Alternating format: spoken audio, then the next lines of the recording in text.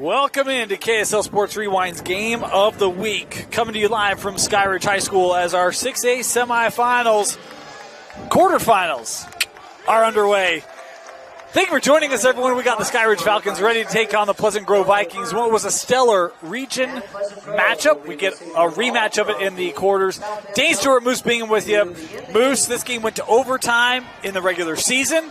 Could we have more theatrics in this one? We'll find out. It should be a fun matchup tonight.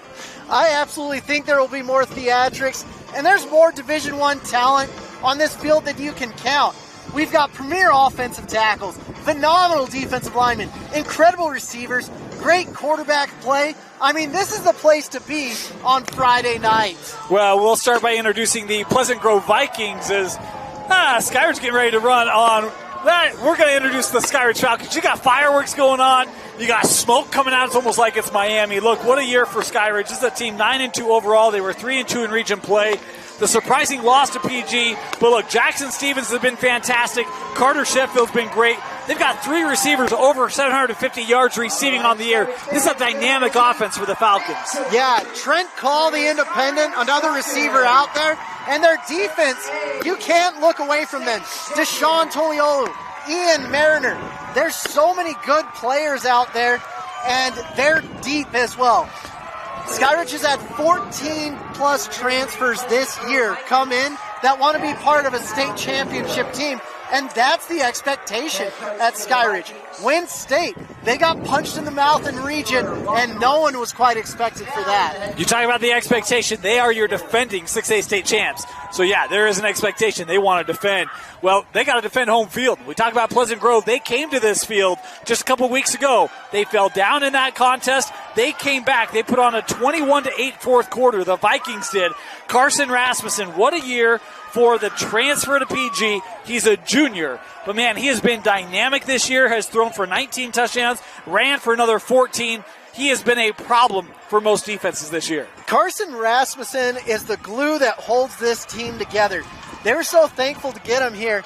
He originally transferred during basketball season, and the basketball team at PG was like, who is this kid? And he ended up starting within a few games. Same thing happened with the football team. They're like, who is this kid? Alex Caressa got him. He molded him, and he plays like Caressa now. Just a gritty quarterback that you love to watch and does not know the words give up or can't do. Carson Rasmussen is one of my favorite players in the state to watch. But watch out, there's another quarterback on the other side that is big, strong, and throws the ball a mile.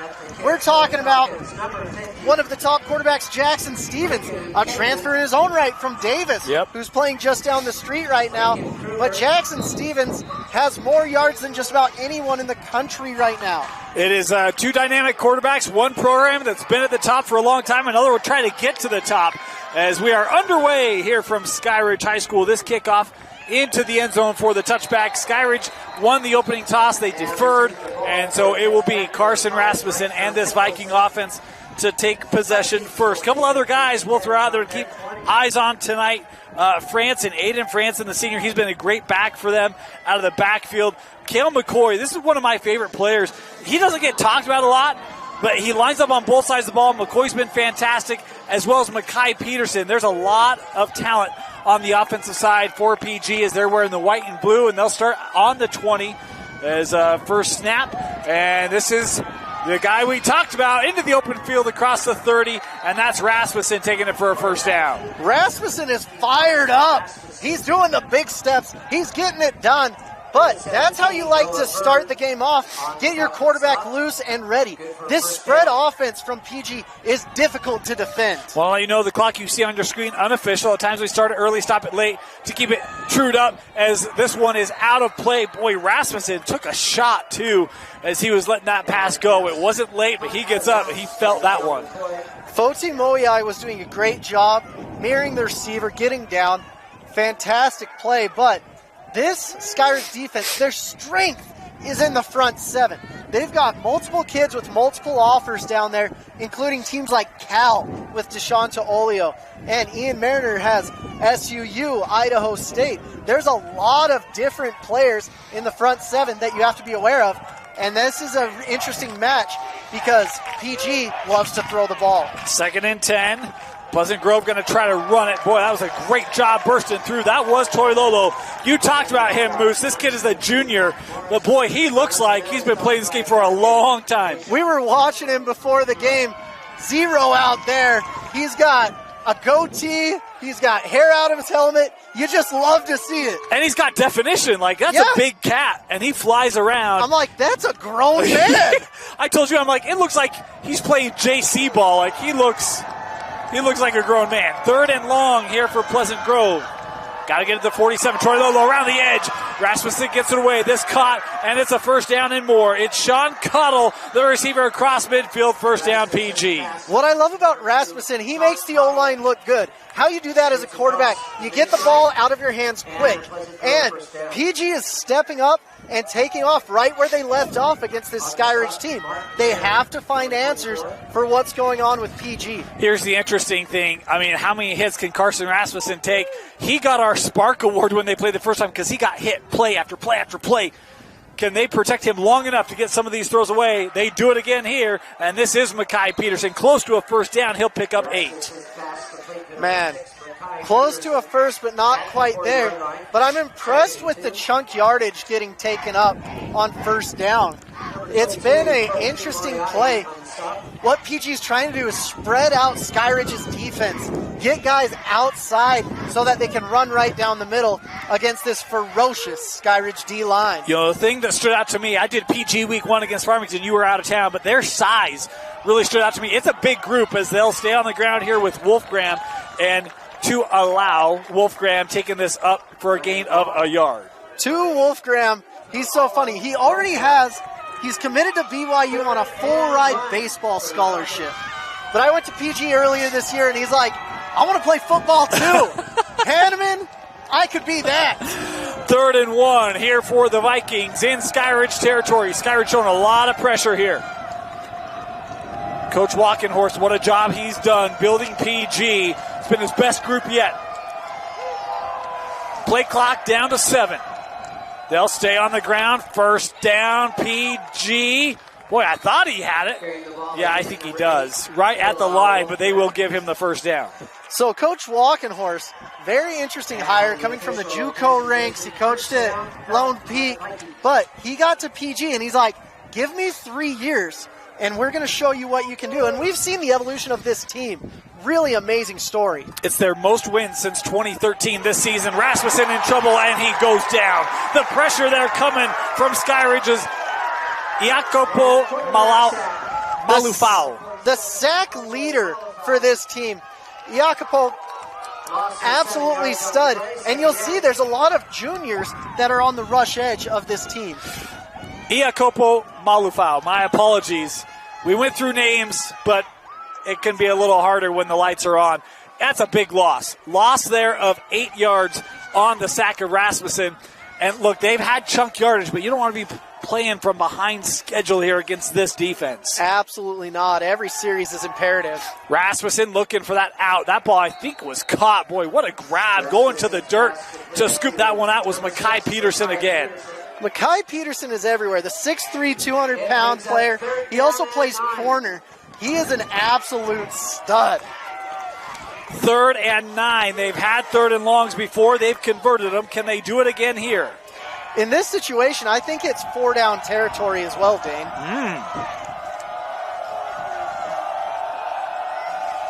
Rasmussen scrambling around. Looking just beyond the stretch. Was looking there for McCoy, and it's incomplete. It'll be 4th down. Griffin Kuntz, great job in coverage. I thought he was there just a bit early, but that's okay. If the refs don't call it, let's keep rolling. That's right. You thought 4-down territory, Moose. You look to be right. Offense on the field. Interesting formation here, though. Watch the sneaky punt. We don't punt on 4th downs. Rasmussen running out of time. Flag coming in on the play as our clock, we had a little malfunction there. 7:42 left on the clock here, but a flag downfield. That tends to not bode well for defenses. The defense is already off the field. They feel pretty confident in that. I think they're coming back on. As we await the call here. Let's see. Kind of the general area, I thought this would be defensive holding. Oh, they're going one way. Boom, look at that, Moose. 1 for 1 tonight, wow.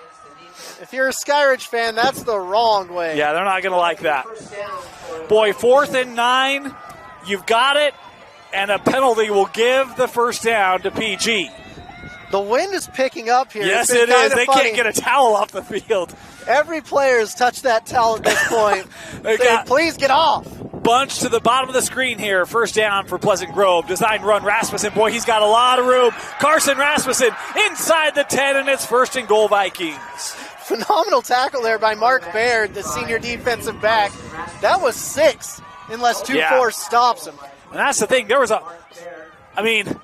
literally, you've heard you could drive a Mack truck. You could literally have driven a Mack truck. There was so much room there for Carson. We've got 3 golf carts below us, and all 3 of them could have fit side by side. Side by side, hole. no problem. That's what happens when you start excessively throwing. It's like, hey, we got to get in coverage, and then the run. Skyridge bringing pressure. Rasmussen looking, end zone. Just a step in front of his target. Was looking for Bronco Winterton. Incomplete.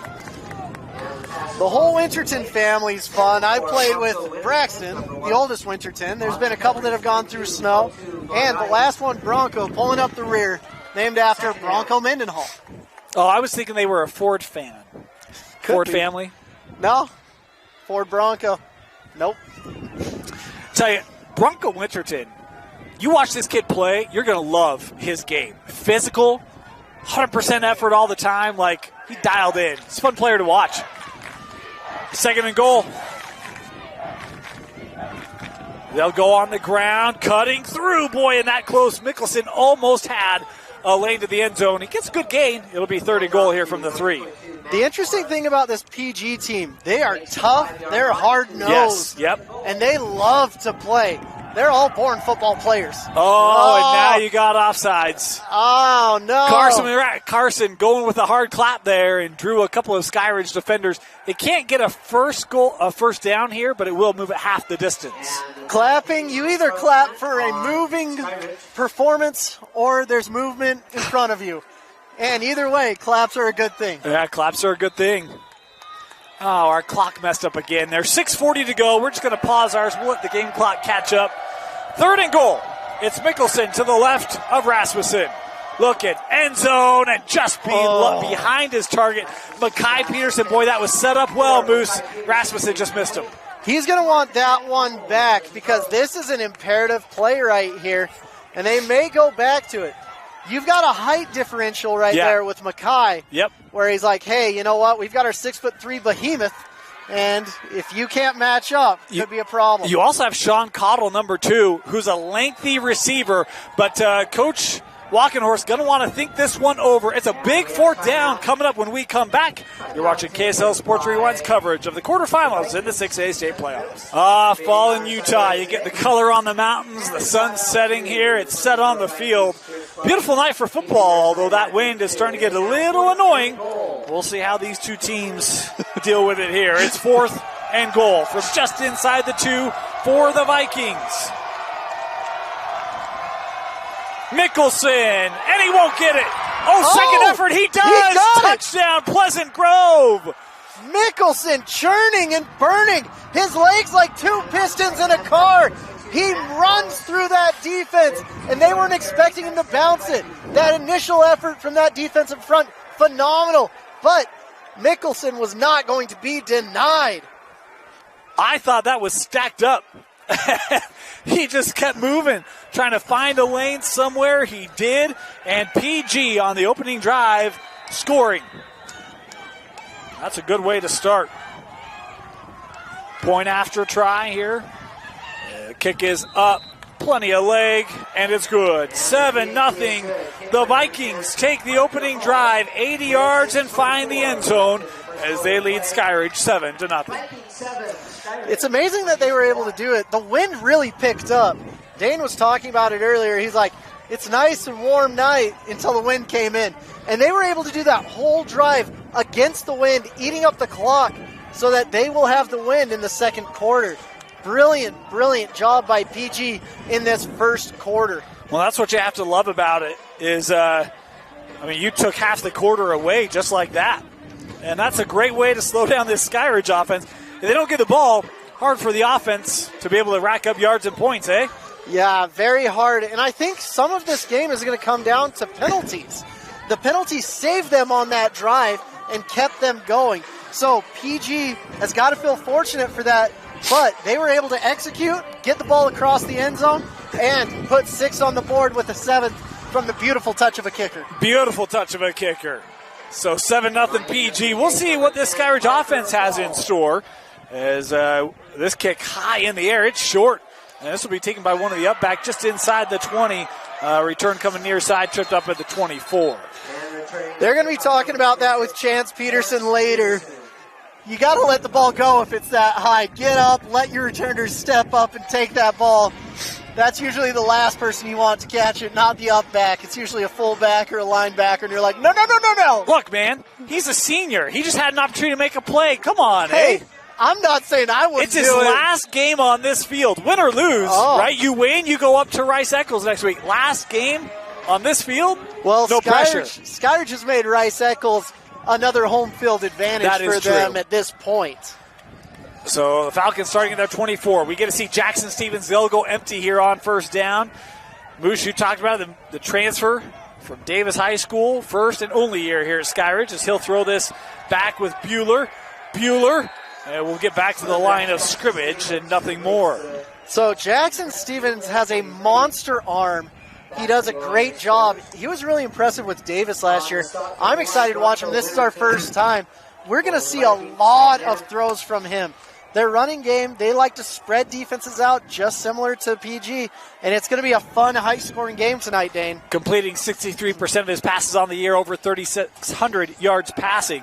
As a designed run here, Stevens with a lot of room. Stevens lowering the pads, takes it up to the 45-yard line, first down. Skyridge.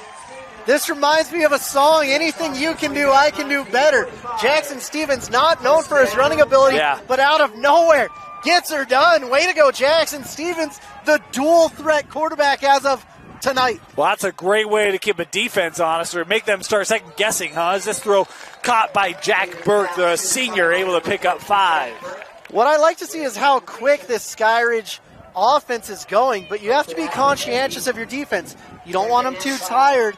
You don't want to see that. But with this PG defense, a lot of the offensive stars are two-way players.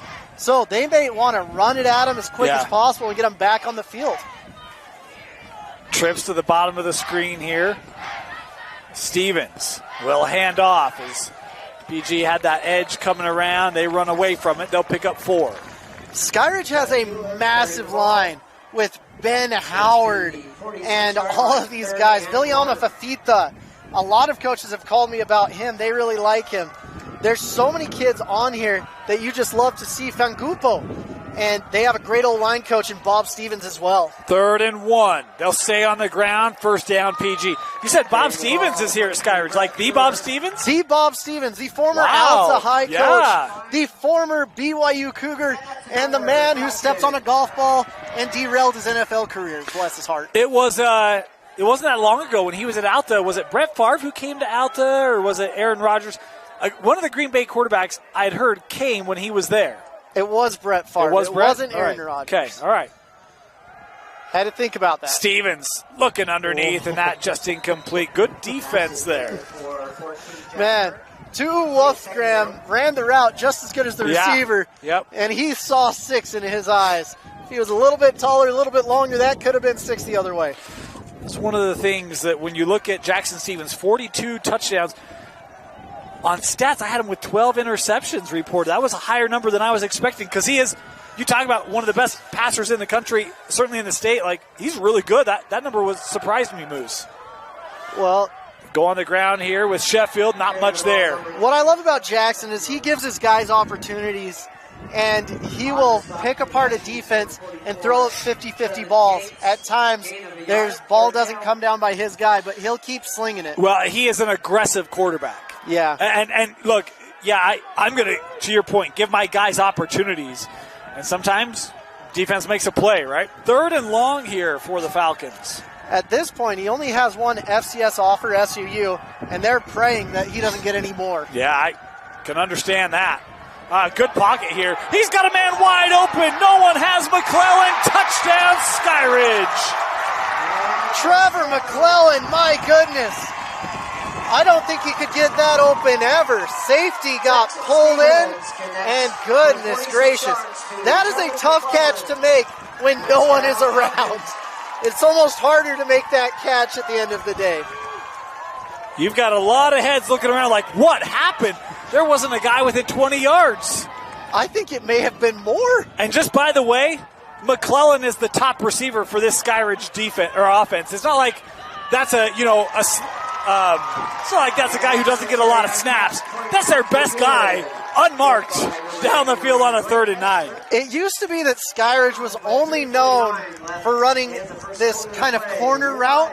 Now they've got plenty of players, plenty of guys that are all balling out. That flag route, we could call it the Charger Killer. That was the route that ended Zach Wilson's run in the postseason. Zach came back in that semifinal, and that was that post corner from James Palmer. They had time and time again that was the game that Skyridge beat corner. And that was Zach Wilson's last game as a Charger. In all reality, I am pretty sure James Palmer only ran one route his whole high school career. I know. And the dude had like 1,000 yards receiving every year. Every year it was we watched money. Skyridge, it was like, okay, I don't know what they're going to do on defense, but I know they're going to run this flag route. Whenever Dusty and I would call a game, every 3rd down was like Palmer flag route. You couldn't do anything about it. It was crazy. Yeah, it was the awesome. defense knew it was coming. The announcers knew it was coming. It didn't matter, man. Didn't matter. That's a beautiful thing when you can call the play. It was almost like the pick and roll for the Jazz back in the 90s. You didn't even need to call it. It's like we already know what we're going to do, right? They could run out there with one receiver, have 11 guys on him, and James Palmer would still come down with that ball. 7 apiece. Hey, great start here. This kickoff into the end zone again. Another touchback. There's nothing better than having the wind behind you on a kickoff. Just the confidence it brings. It's like through the end zone. So PG will start once again at their own 20-yard line. Moose, based off what you saw in that first drive, if you're Skyridge defensively, anything you look to do differently here? So differently, you have to get to the quarterback quicker and save your DBs from coverage. I don't like this trip to the bottom where they've got a 3-on-3. They need another DB over there. That's what they ran against in that first drive, is this thrown over the middle and a quick tackle made, but they'll pick up 7 yards on the reception there by Peterson. Whenever you're on defense and you see a trips, you need to have 4 guys over there to take on the pressure. You know, you hear people in football talk more and more about numbers, and that's what you're talking about there, right, is numbers and where you've got advantage on the field. Numbers, letters, it's all math, it's all geometry, and it's all playing out before our eyes. I was always terrible with geometry. Trigonometry was my game. 2nd and short here. Really, you're a trig guy. Boy, corner's backing off here. Rasmussen. Oh, nice move after that catch. Kel McCoy, first down up to the 35-yard line. Kel McCoy might get the Scottish treatment if he keeps playing like this. Goodness. I like that kid. Yeah. He doesn't get talked about a lot. Shame on us. I like that kid. Well, this PG team is elite. It's fun to watch these guys and the offensive output that's going on right now. They'll go on the ground, making men miss. First down on the run there from Wolfgram. He might just be a football player, Moose. Wolfgram is mad at me. He's like, I heard Moose is coming to the game. I tagged him in a tweet today. He's like, I can play football. You watch and see. First down, Rasmussen in trouble. Boy, a bailout throw, and that catch was made.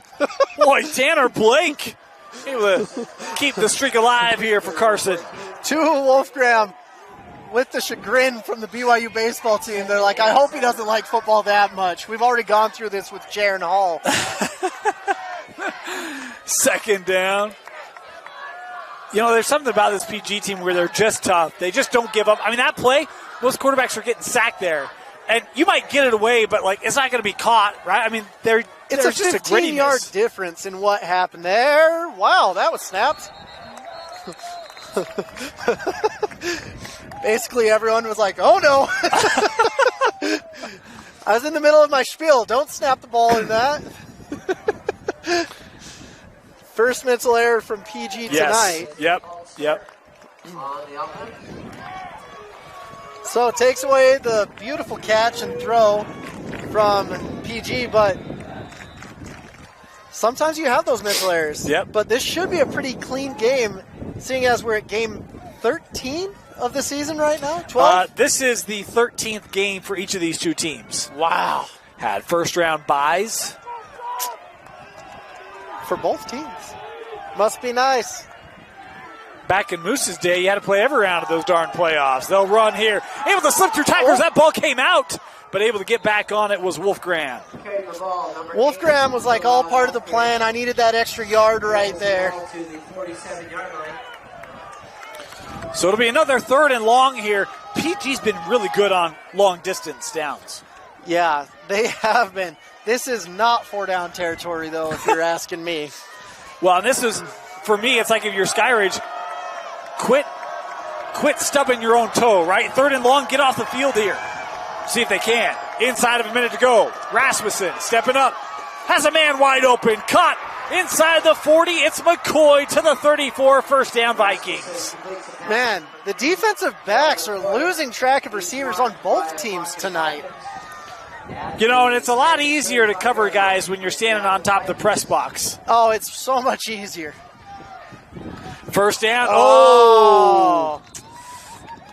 Walking Horse is not happy about that Yeah. one.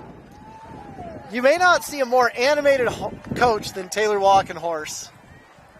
Really fun to watch from up here. Not so fun if you're the player. Fun to watch up here. Not fun to be on that sideline. We talked with PG players after their opening win, and yeah, they kind of knew Coach Walking Horse could get after you.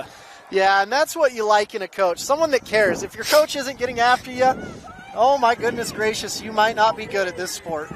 1st and 15 after that Viking procedure penalty. The false start. Design run. Rasmussen trying to sneak around. He's got the penalty yards back and more. He'll pick up 9, maybe 10 on that run on first down. He is so smooth out there running. He's like a point guard out there saying, oh, I might distribute the ball or I might take it to the hole. Such a fun quarterback to watch, and only 22 seconds left in the half. It's another chunk play. They picked up 9. Second down, Rasmussen, eyes downfield, now trying to evade, and he's just going to try to get back to the line of scrimmage there. Not many options on that play. 2-3 yards on that one. Everything underneath there for PG, really nothing deep. Skyridge had it well defended. Yeah. And it looks like the defensive backs are clamping down now for Skyridge. Porter Buck Logan is leading the Skyridge defensive backfield. You'll see him make calls, the safety number 18. And it's just fun to see the chess match that's going on before our eyes. 3rd and 8. This could be the last play of this first quarter. Be interesting to see what they try to do here. Into the wind on this 3rd down.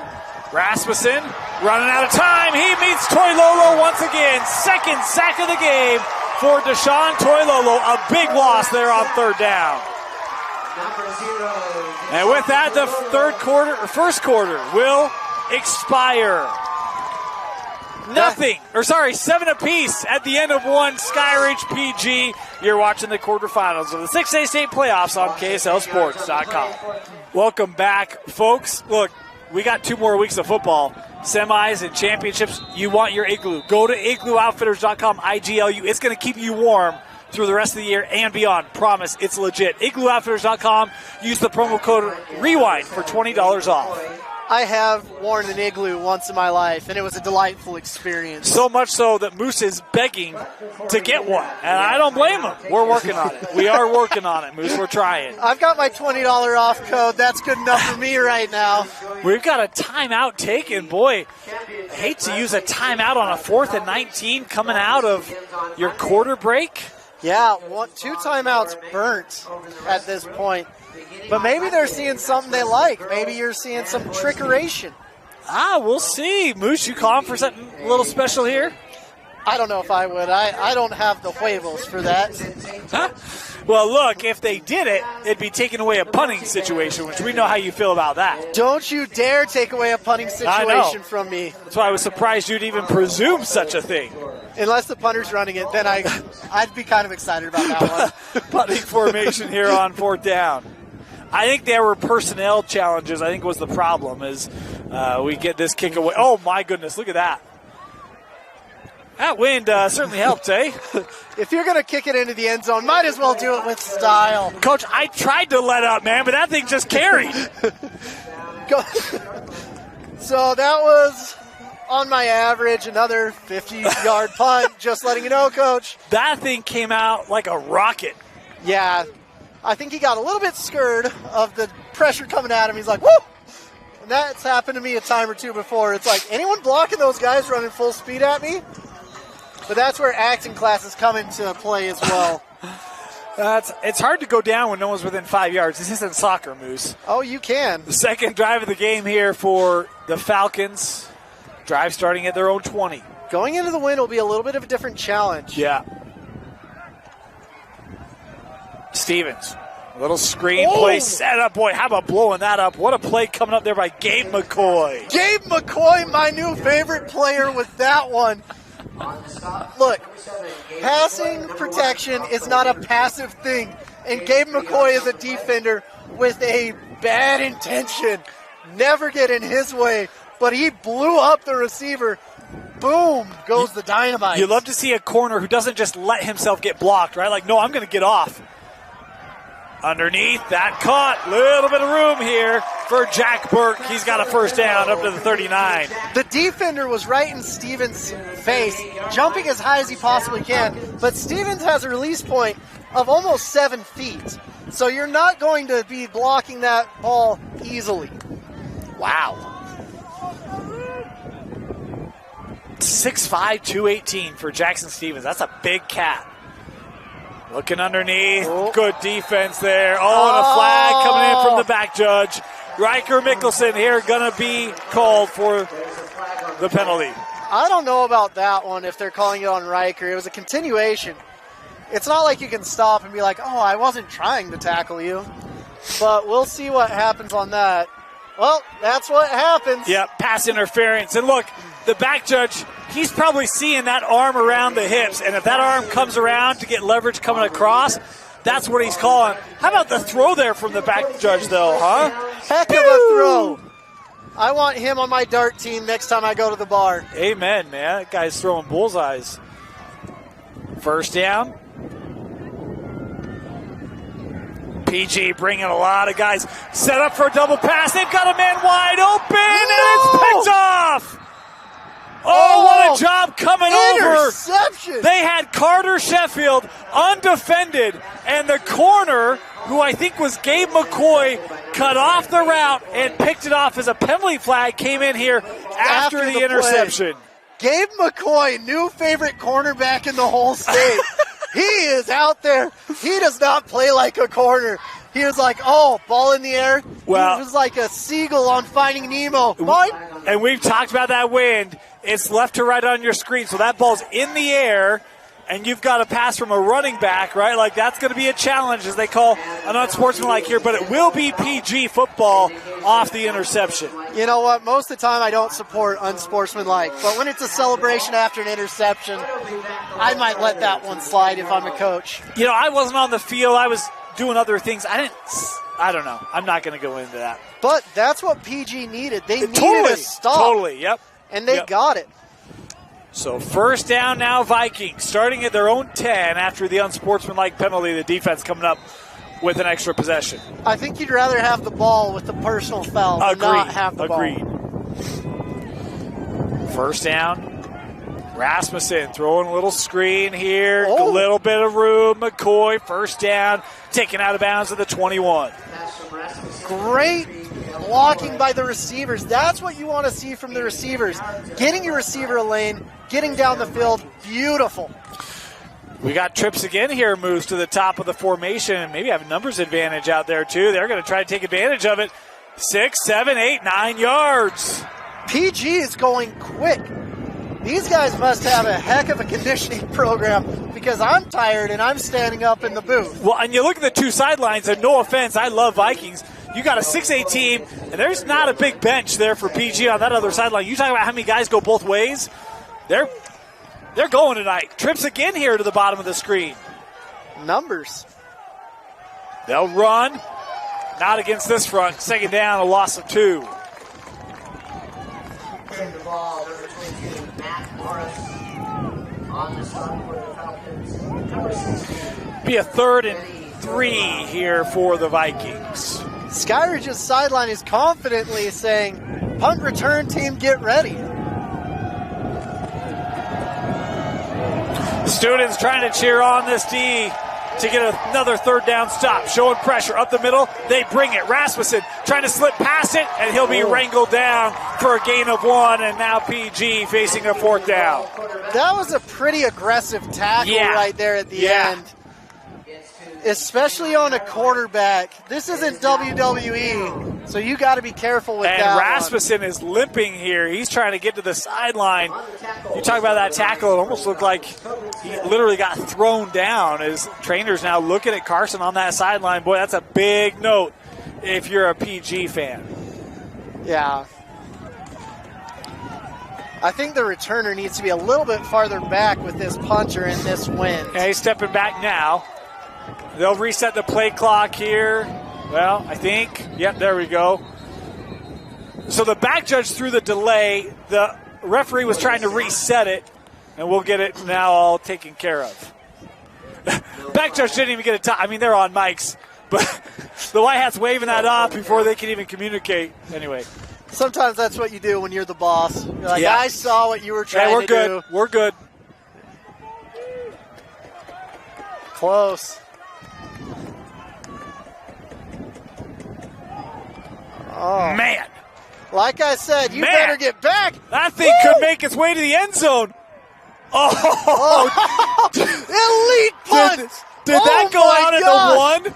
That was a 72-yard punt. Oh, my goodness. How do you feel, Moose? I got chills. Oh, man. I think the punter got a swagger back. You love to see that. Pinning the opponents on the 1. I haven't seen a punt like that all year. I'm fired up. A 72-yard punt. Oh, my. Sorry, 71. It was 71. No, it's 70. You know what? Math is hard. A 70-yard punt. It was 61 because it's from where the ball snapped. No, I know. It was snapped to the 29, wasn't it?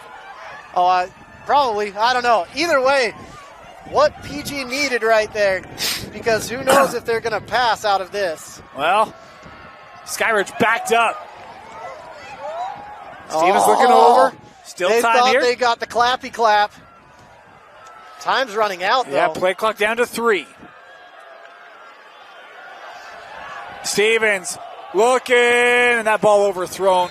Intended target there was Burke. I would stay away from Gabe McCoy as much as possible, to be honest with you.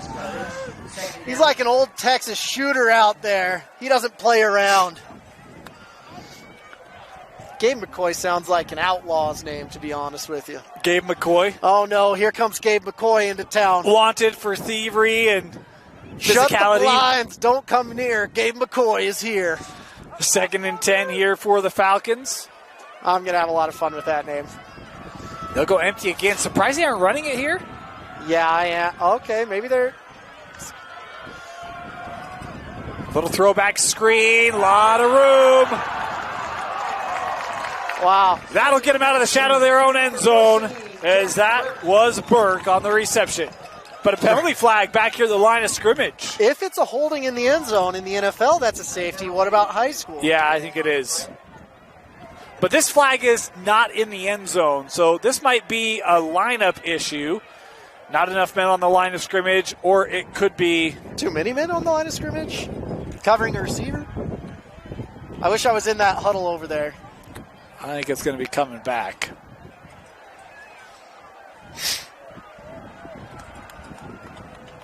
Illegal ineligible man downfield. Oh. We're learning our penalties year by year, Dane, and it's getting better. Problem is that you just lost about 6 inches, so... Well, you lost 20 yards and 6 inches. Yeah, well, this ball is barely out of the end zone.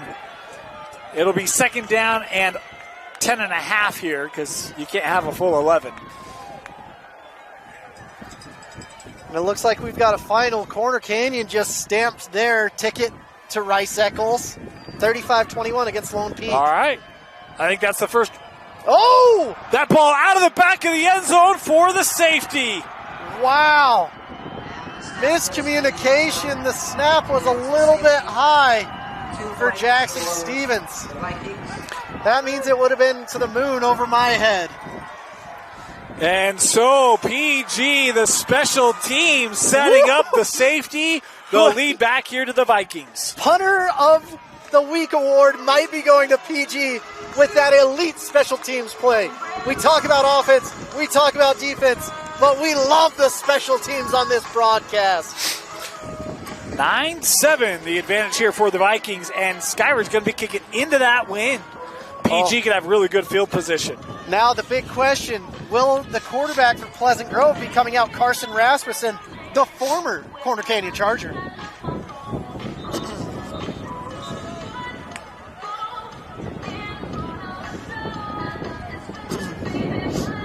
Man, it is taking a turn for the cold tonight.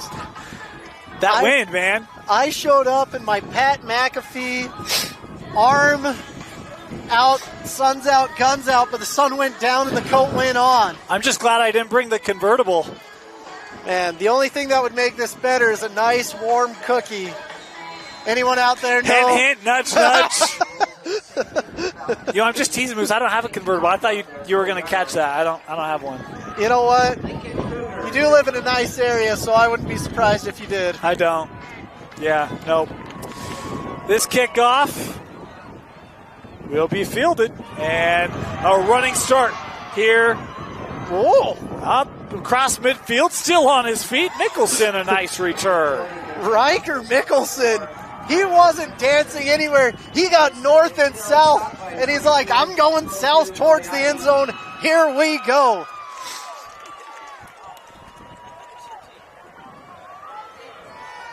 Man, starting on your opponent's side of the field is always a happy. The special teams have been elite. Especially with wind at your back. You talked about it, Moose. They really didn't try to stretch the field when they were going into the wind.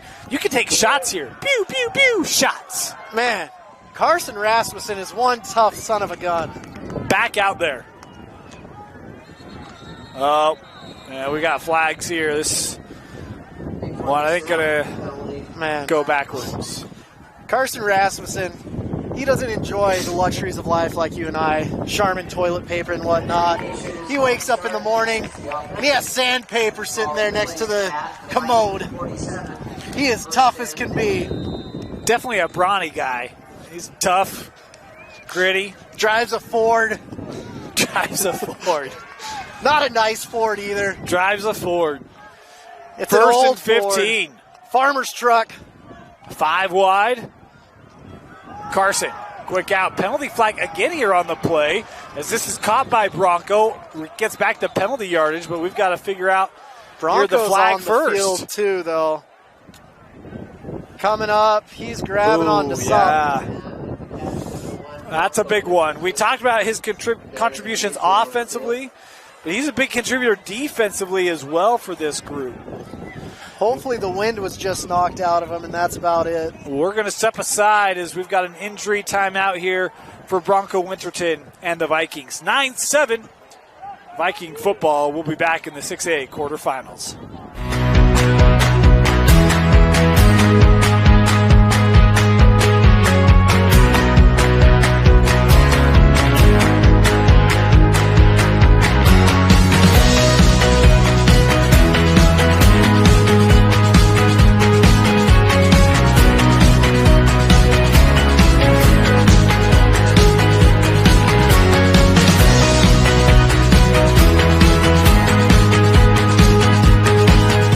Edgerton was able to walk off the field. I think we'll probably see him again. Of course, you never know, never want to speculate. Another penalty, though, on PG.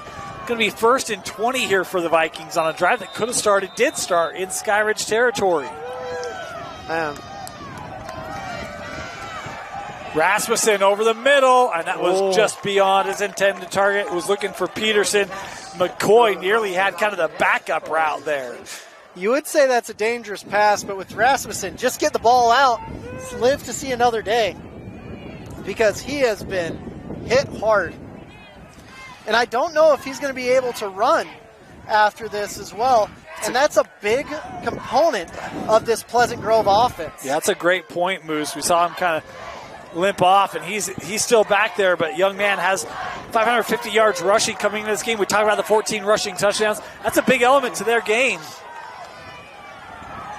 Little screen, overthrew his man, incomplete. That screen intended for Wolfgram. I really liked what Tobin Smith was doing right there, number 9. He was really just like a mosquito inside the netting while you're in Hawaii. He was being annoying for the offensive lineman trying to get that block. Couldn't quite seal him, and that ruined a lot of different things for the receiver. 3rd and 20 here for Pleasant Grove. Big 3rd down, try to get some yards, but the puncher is still on this team. Rasmussen running out of time. It's Toilolo again for this Skyridge defense. He gets home. Man, you want to see a Division I player? Look no farther than number 0. Deshaun Toilolo is an absolute dog. You want to know why they talk about the importance of an edge rush in football? Tell me. Toilolo. That's what he's done tonight. I mean, there's no better demonstration of it. I like that Skyridge is now like, hey, we're two going to get back. 2 guys back. Yeah. Let's get something going here. We're not going after the puncher as much now. Probably a good call. Is this kick away? Still a great good punt. Kick. Boy, that one was tough to field. Caught it awkwardly, although cleanly at the 24. That's a nice job by Moya. Is that Gabe McCoy that's punting it too? Yeah. Gabe McCoy is my favorite human being alive. Goodness gracious. Oh. No respecters of persons. He's a puncher after my own heart. Moose was like, I liked him when I thought he was a quarterback. Now well, the moment I found out he was a punter, favorite player in the goodness. state, man. Gabe McCoy, elite. So Skyridge starting at their own 24. They'll run it on 1st down. Bouncing outside, get help on the edge, and look out. Room down the sideline to midfield. It's Carter Sheffield with his best play of the night. Carter Sheffield's a guy you're going to hear a lot about tonight. He's a great running back. I swear there's been a Sheffield on this team since the induction of Skyridge. Yeah. And Carter is this year's latest and greatest model. Boy, he's big, isn't he? Oh, he's a big boy. 1st down, just across midfield. Oh, that snap too high, and PG's on it. Boy, they brought in Keneal Sweetwine at quarterback, and the snap couldn't be possessed by Skyridge. Instead, it's Thatcher Kuhn, the senior, coming up with the fumble recovery for the Vikings. Thatcher Kuhn is one of those elite defensive ends, and Skyridge, they're just kind of shooting themselves in the foot right now. They've had opportunities, but they've got to get it together on the offensive side. That's 2 center quarterback exchanges that didn't go their way. You have an interception. Yep. You've got a safety off of a rough snap, and now you've got a mishandled snap. Turnovers, man. Can't have them. No, and this is what PG was able to take advantage of last time. 1st down Vikings starting in Skyridge territory. They'll throw the screen. Guys on the field. Instead, it's Cale McCoy down the sideline. 1st down McCoy. Man, McCoy, he's got some wheels. You love to see that. You were like, scoot, scoot, your boot, boot. And he got all the way down the field. Good job, Cale. 1st down, P. Oh, no, short. I thought he had it. My apologies. So it's going to be 2nd and 1 here for Pleasant Grove. Still phenomenal effort. It looked like he ran about 20 yards. Yeah. Oh, refs are saying, what's up? raise the roof. Hey, guys. Second down. Oh, wow. Man. Who was it on? Looks like offside here, the call. So we had one of the players hitting himself in the head. That'd be a saying, first. Get your head in the game. Looks like defensive encroachment. Getting the first down. And you're in field goal range now. If McCoy's the field goal kicker, you bet you Heck are. yeah. I'm declaring him the field goal kicker right now. There's nothing that young man can't do. Oh, first down. It is the penalty called on Skyridge. So first down here for Pleasant Grove. Rasmussen. Ooh, trouble. Incomplete. Man.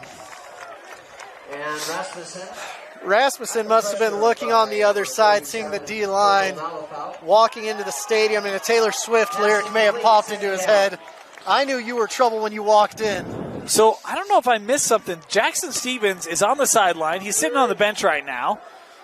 Sweetwine's still taking snaps. Or throwing. He's warming up. So I'm kind of curious. It looks like Jackson's on an iPad, though, talking with his receiver. It does. Jack Burke, going over a couple little things there. All right. Rasmussen on the ground. Boy, that leg looked okay there, didn't it? Yeah. Gain of 8.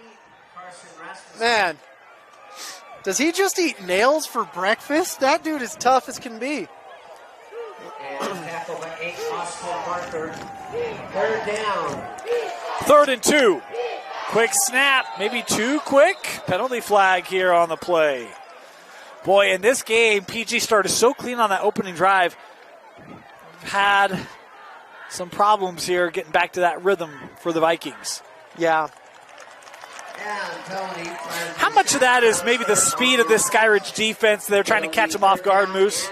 I think it's a lot of it because you're like, hey, let's steal a possession right here. And they were able to get the first down on the last series, on the last set of downs, because of a Skyridge mistake. Not so much on this one. But you are in 4-down territory. This is a pretty long field goal, even when you do have the win. That all of a sudden died. Yeah, it just died, literally. 3rd down and 6 here. They'll go on the ground. Into the teeth of that D. Oh, boy, big hitting coming. Wolfgram, he'll be credited with a pair. And look, we talked about the first matchup. You ready for a fun fact? Yes, I am always ready for a fun Pleasant fact. Grove finished with negative rushing yards in that first matchup against Skyridge. Yeah, it checks out with this D-line. As a team. They negative rushing yards. Crazy. How many negative? I think it was like -9. Man. Because Goodness. PG looking like they're going to let this clock just tick away. 4th and 5. Offense on the field. No kicker. No McCoy. They do have one timeout left. See if they try to maybe get Skyridge to jump here. Nope. We're going for it. Rasmussen looking deep. Has a man caught. Touchdown. Pleasant Grove. And it is Mekhi Peterson with the touchdown catch. Mekhi Peterson, elite corner, great wide receiver, and that makes it a 2-possession game as of, well, waiting on the PAT. On 4th and 5. You want to talk about a guy who eats nails? Hey, Carson, go throw a dime over the top of the coverage in the end zone on a 4th down. Man. What a play. Walking Horse must have had Little John in his ear yelling shots, shots, shots, shots, shots, shots, everybody. Point after, up, good. It is a 2-possession game. 16-7, your score. Pleasant Grove with the lead in the 6A quarterfinal. Wow. That was a big play by Pleasant Grove. I wasn't expecting a shot to the end zone. I wasn't either. I was expecting a clap. Yeah. And then they said clap, clap, throw, touchdown, touchdown. We got the clap. I just wasn't expecting them to run a play. So now we get to see how gritty this Skyridge team is. I'm excited to watch that now. Well, what's their response, right? It's a team that they've had big moments this year, and obviously that first PG game, I thought they'd come out really kind of, hey, we're going to make things right, and they've had moments where they've done that, but the consistency hasn't quite been there. The turnovers have been probably their biggest problem. Yeah, and if you get the center quarterback exchange down, That's going to make a huge difference. But it's going to be interesting what happens here in the next little bit. So Pleasant Grove to kick off here. 5 minutes and change left here in our first half. Skyridge will get the ball to start the second half. And boy, a lot can be turned around if they can find a way to capitalize on this drive right before the half. As that did go out of bounds just in front of the pylon. So the procedure here, it'll be better field position for the Falcons. Yeah, does the ball go to the 30 or the 35? I think it's the 30. 35. That's such a brutal thing. I remember one week we were playing Riverton when they still had the big hill, and I kicked it out of bounds, and because I wasn't used to running over the hill. Yeah. And then I kicked it out of bounds again, and I accidentally hit my coach. He grabbed the ball, and he started yelling something fearsome at me. And then I figured out the hill, and I kicked it into the end zone. Do you mean the crown? Yeah, the crown. All right, biggest crown in the state. We don't have crowns anymore because everyone's Bountiful, turf. I guess. Bountiful, yeah. Hands down. It was Riverton when I was playing. It really? was massive. It was dumb. I don't know that I've ever seen one bigger than Bountiful's. Where you can't see the other side. Can't see the other sideline. That's how Riverton was because they ran a triple option. Yeah. I was like, whoever invented the triple option with the crown in the field is Look, a man, jerk. it's super easy to run downhill when you're literally running downhill. Oh, so just like my walkway to schools, it was downhill both ways. First down, drive starting at the 35. Stevens back on the field. That one too high. Goodness. Deflected and picked off. This one intercepted by Bronco Winterton. Wow, Bronco Winterton. When the ball goes in the air like a volleyball, someone's going to bump set and catch that thing. My goodness. Wasn't ready for that. This defensive effort from PG has been unbelievable, Dane. We talked about the offense of Pleasant Grove, but tonight it's been the defense. My goodness. Locked down. You could they've 3 extra possessions and a safety. Good night for this Viking D. First down, option play. On the ground, Mickelson goes helicopter ahead for a gain of 3. Matt Morris with a great job right there.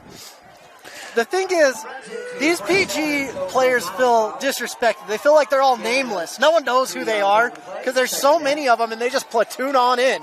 The only one we really know is Gabe McCoy. So this is crazy. Going into the fourth quarter in the first matchup, it was 20-7 Skyridge. Okay. PG could have that sort of a lead here at the half. Man, it's playoffs. It's a different night. Second down. Rasmussen hanging in there. That ball caught by Cottle. First down. Sean Cottle dragging the pile ahead to move the sticks. So Sean Cottle didn't have 1, didn't have 2, didn't have 3 Skyridge players on him. He had 4, and he still willed his way to the first down. Goodness gracious. You know, there's a saying in basketball, rebounding is about desire. Yeah. That first down was about desire. I just want it more. This PG team has been disrespected all year. They're coming man. To play. They'll run with Mickelson as he'll again pick up 2 yards on the run. Good tackle by Ian Mariner right there. I'm keeping an eye on him tonight. Region defensive MVP, right? Yep.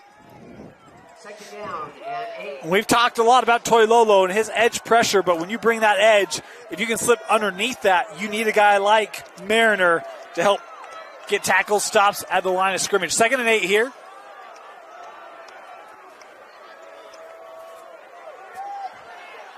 Rasmussen thought about it.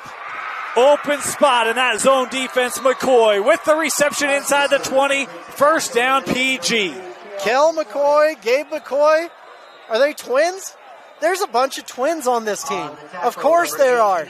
We do have a flag here in the secondary down the field. This is near where the tackle was made.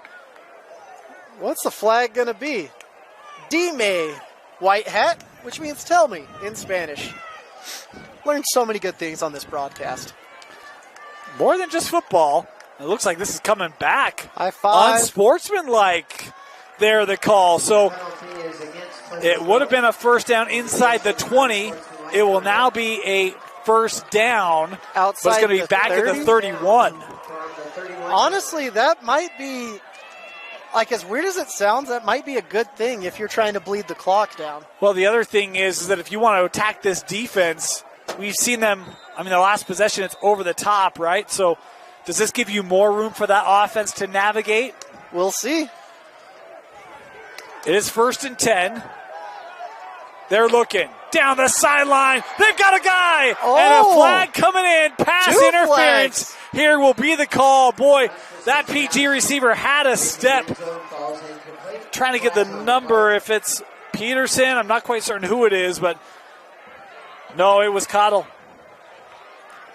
Boy, it looks like it was on the other team. Yeah, every single one of these receivers seem to be getting a step on the DBs tonight. Yeah. And so the call here. Whoa, was that a clip? And then a pass interference here, so those penalties will offset. 2 flags on the play. Really? Penalties offset each other. Boy, I haven't seen a clip in a long time. What is a clip? Explain it to our audience. Well, I think it's an illegal block below the waist. Okay. Debatable call, ref. Well, I don't know where it was. I don't either. So, but I'll still debate it. Moose always will. We'll replay the down here after the offsetting penalties. Empty backfield, little screen. Winterton gets one block, trying to search ahead. Tough 3-4 yards there earned from Bronco. Man, making his namesake proud tonight for sure. He was trying to go off-road there. See what I did there? Yeah, I did. Yeah. Good job. 2nd and 6 here. And, of course, no running back, 5 wide. But 4 to the bottom of the screen here. They took away that top route over the middle. Caught real close to the sticks, but going to be short on the reception there from James Clark. Number 11, James Clark. Be 3rd and 2. 18, Clark. It looks like Skyridge is taking a timeout. Yeah, the Falcons do take this timeout, recognizing this 3rd down. Big for their D. Timeout. Falcons. We've got a 3rd and 2 for the Vikings when we come back. 3rd and 2. Rasmussen, design, QB run, dives ahead for the 1st down. Got a new set of downs, and that's all that matters to them. All they needed. They needed 2, they got 3. So it'll be 1st down here at the 20-yard line. They don't need anything fancy, just a couple yards and a cloud of dust. 1 timeout left for PG, 2 timeouts left for Skyridge, as we're inside of 2 to play here in the half. And PG is bleeding that clock. Yes, they are. Remember, Skyridge will get the ball to start the second half. Just got an update from Will Osborne. Alta Hawks up 13-9. That is on this 1st down. That ball come out? No. The quarterback came out and was still running. Wow. Oh, Wolfgram. Wolfgram, yeah. He's like a Jaquiz brother or Darren Sproles out there. He's a magician. Now you see me, now you don't. Wow. That should have been a loss for 3. That clock continued to run. Inside of 1:20 to go. That'll stop it.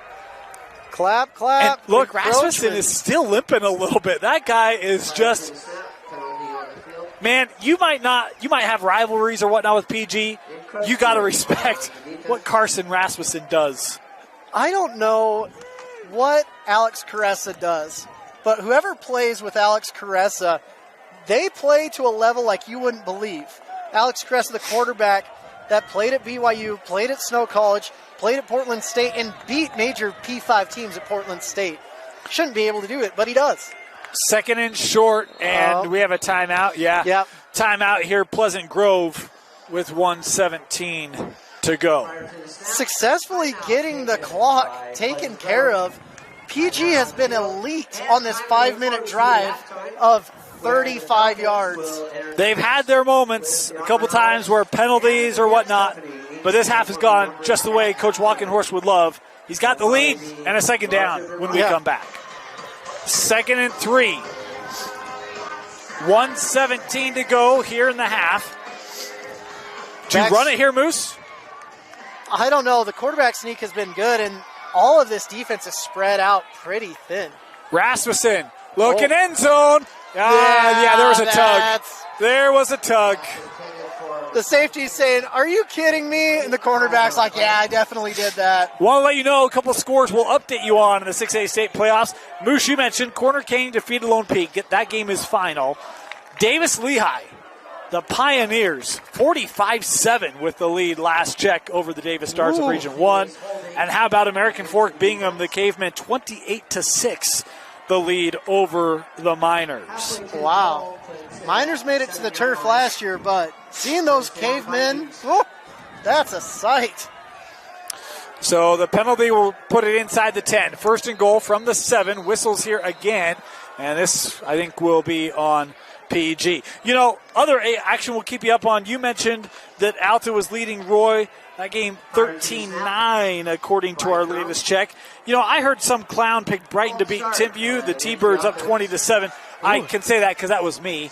I said if Jack Johnson was healthy, I thought Brighton could give Timpview a game. 2-possession game there. Springville leading Bountiful 28-21 in the 5A playoffs. I just love that there's 2 field goals for Timpview. Definitely not a missed PAT. That would never happen in this state. So after the PG penalty, first and goal from the 12. The hard thing is healthy Jack Johnson, healthy Helaman Kasuga is a problem. Rasmussen over the middle. Oh, what a catch. Touchdown, Pleasant Grove. I don't know how Rasmussen got that away. Bronco Winterton with the diving catch and the touchdown. Rasmussen, little razzle-dazzle magic out there. He is not able to walk, but he's able to throw darts. My goodness. Now he has to hold after all that. That's almost why you don't want your quarterback to hold. How about this? Bronco Winterton had the interception, and now Bronco has the touchdown reception. Man. Drive started, ended with number 1. Point after, up, and good. 23-7, the Vikings. What a first half. We need to get some of that magical soccer spray on Rasmussen. He's limping quite profusely, to be honest with you. We get an ice bath at halftime or something, no, never ice. We're playing a second half. You got to heat that up. Because if you ice it, the muscles will contract, and then they are prone for tearage. Like I said, can we get an ice, like some heat or something? Give me a heat pad at halftime. Heat pad at halftime. Learn that one. Yeah? Yeah. Bad day. I'm like, oh, man, my hip flexor hurts. Let's put some ice on it. Coach came over and almost kicked the ice pack with my hip on as well. He's like, heat? I'm like, okay, calm down. You know, when I go home for broadcasting games, it's not uncommon for me to put ice on it. Really? But that being said, I don't have to go out and broadcast another game, right? Like, that's true. I ice it, and then I go to bed. So, yeah. I wake up, and it feels great. I've got an ice bath at my house for my runs. I'm so old now. I've got the compression leg stuff. Oh, man. PG to kick off. A dribbler that will take a bounce. That was touched. No. And into the end zone. If it's touched and you establish possession. I think you have to establish possession and then go in the end zone. I don't think touching high school is a rule. Okay. Minute left, and this is an explosive offense when they're clicking. A minute is more than enough time to get down the field and make this a 2-possession game. Here's the crazy thing. Tell me. I don't want to say this is a must, like, you have to get points on this drive. I kind of wonder if you have to get points on this drive. It's 16, so it's a 2-possession game, but you're used to this being a methodical Skyridge offense that just puts up points, up points. And right now the stadium feels dead. Like there's not a lot. There's not a lot of energy in this stadium right now. 1:02 to go. Drive starting at their own 20. Stevens. Oh, that pass ended up in the dirt. Man. Was intended there for Kalama. We haven't called Kalama's name much tonight.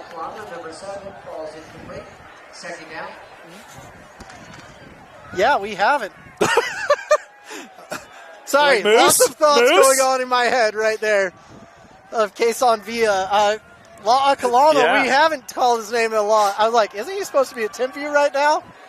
My bad. Sorry, ladies and gentlemen. Second down. Stevens. Oh, he's got a man. This is the guy who's been the best option. It's Burke, Jack Burke, up the sideline to the 45-yard line. And like I said, a minute is more than enough time, especially when you have 2 timeouts left, too. You can attack the edges if you want, but you've got to get some points on. So first down. Stevens trying to get a play call here. Plenty of time. The clock is stopped because it went out of play or out of bounds. They all know they're here to see him.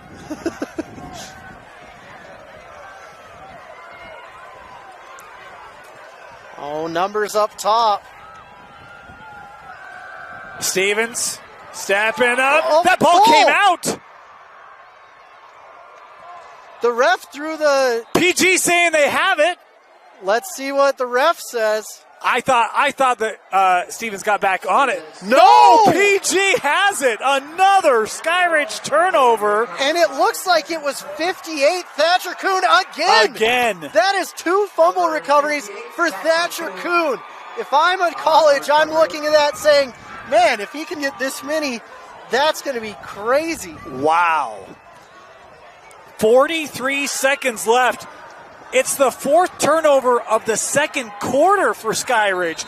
2 interceptions, 2 fumbles, all in the second quarter. And now if you're PG, you might go have an score again. opportunity to be up 4 possessions. This is 3. 4. It's 16 right now. 3. That's okay. First down, Vikings. They're going to run it. Actually, I have no problem with that. You don't want to get greedy, right, in a game like this. There's 35 seconds left. Just turned back on. Yeah, but you also have a quarterback right now who, you might need a splint at halftime. Yeah. 2nd and 11 is they don't have to run another play. Well, they will because Skyridge just took a timeout.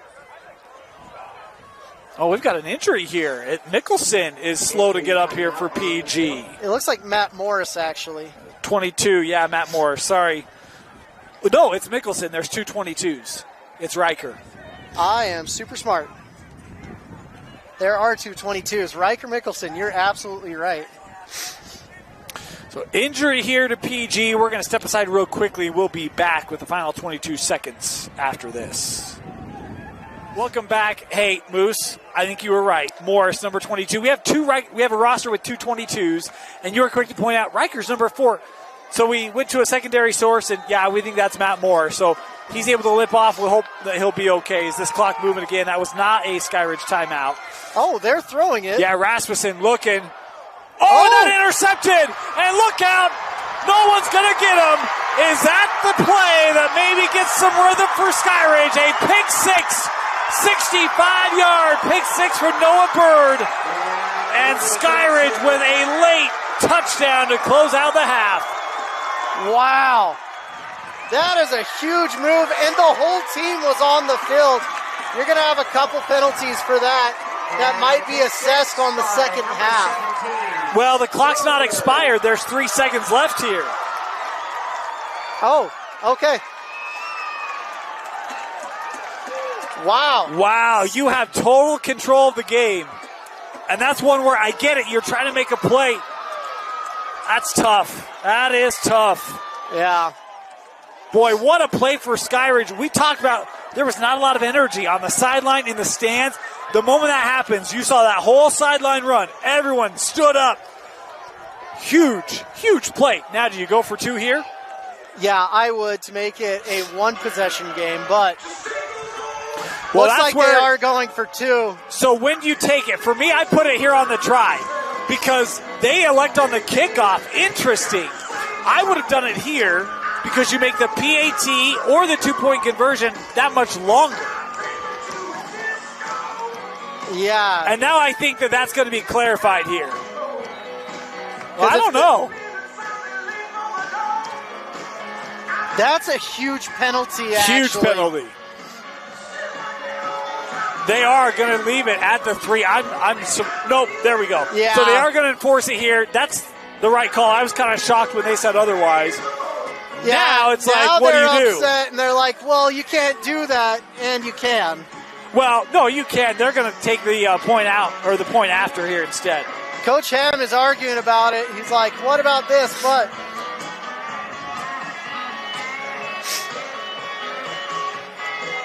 there's a lot going on for the refs to figure out. Yeah, so this will be a extended point after. This will be a 35-yard field goal try. And, folks, I've tried a 35-yard kick.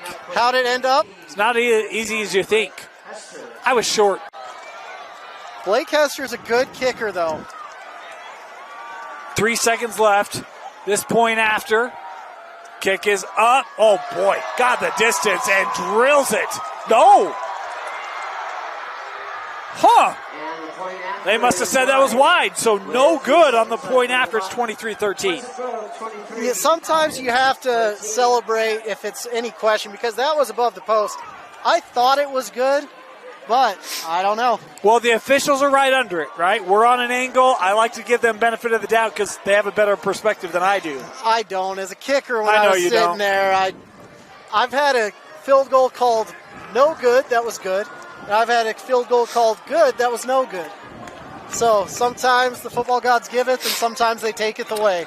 23-13, the advantage for PG as they prepare to receive this kickoff. But that does give Skyridge a little momentum going into the half. It gives them something to feel good about. I mean, you have a 4-turnover quarter. It gives you something to have some positivity around, right? 5 turnovers total in that corner. Yeah, nuts. Now, I'd anticipate a squib kick, but we'll see what happens here.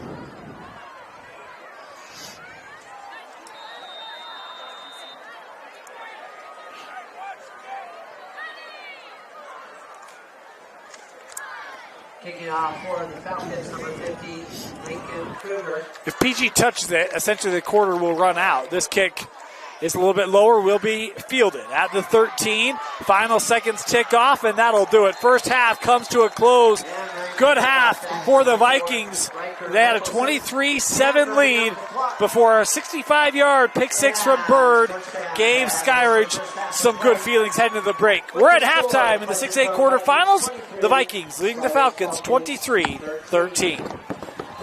Welcome back here to Skyridge High School. 23-13, Pleasant Grove with the lead. Man, what a second quarter. It felt like we had more turnovers than a bakery moose, but the Vikings with a 10-point lead. Skyridge will get the football. If you're the Falcons, anything you look to do differently here in half number 2 in terms of how they tried to attack? I don't think so. I think you just need to play clean, and when they play clean, they're an elite offense, but we just haven't seen it tonight yet. They got a good return to start everything off out on the 25, but you've got 75 yards to go. And we're going to see some different things, different looks coming up that I think Skyridge would have been saving for Corner Canyon or for American Fork. But they're in a win-now situation. It would be for American Fork. American Fork leading 28-7. The winner of that, or 28-6 over Bingham, the winner of that game plays the winner of this game. That would be an intriguing semi, no matter the matchup, but yeah, they've got some work to do here. Trailing by 10. That wind kind of coming back a little bit, but right now it's kind of coming far side to near side on your screen. Is on first down. They'll run it. Pick up about 3 yards on the carry. I like that they're establishing the run game early. They're like, hey, let's get going. Let's make sure that we're taken care of. And it's some good stuff. We're going to see a different offense, maybe a more methodical offense, because they trust their defense. And we're going to see if PG has Carson Rasmussen at 100% in the second half. Yeah, we'll talk about that PG offense. What a show they had in that first half. Is this ball thrown? Kalama with the reception. Almost did a double take there, but able to get it to the 31 is where his progress will be stopped. La'a coming from Wasatch. He's been an elite player all year long, one of the top players in the state, but he hasn't shown up as much as you'd like him to this year. Well, and it was interesting because I did my prep before the game. I don't recall seeing his name very much. I don't know if he's been battling with injuries. I haven't seen a lot of Skyridge games this year. This is my first one, but it's 3rd and short here. They got about 3 yards to go, do the Falcons. You'd be anticipating La'a after what he did last year to be all over this stat sheet. Yes. They'll run it on 3rd down, and they'll, oh boy, that is close. They might be short. That line judge kind of had it, and then he came back a little bit.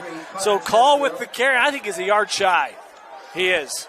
Ball spotted at the Boy, what do you do here, Moose? 3-yard line. If you don't get this, that could be detrimental. So you're going to have to trust your team. The Fourth trip down. to the bottom. They're going for it. Fourth down. Stevens trying to push the pile. Oh, ball's out. That ball came out.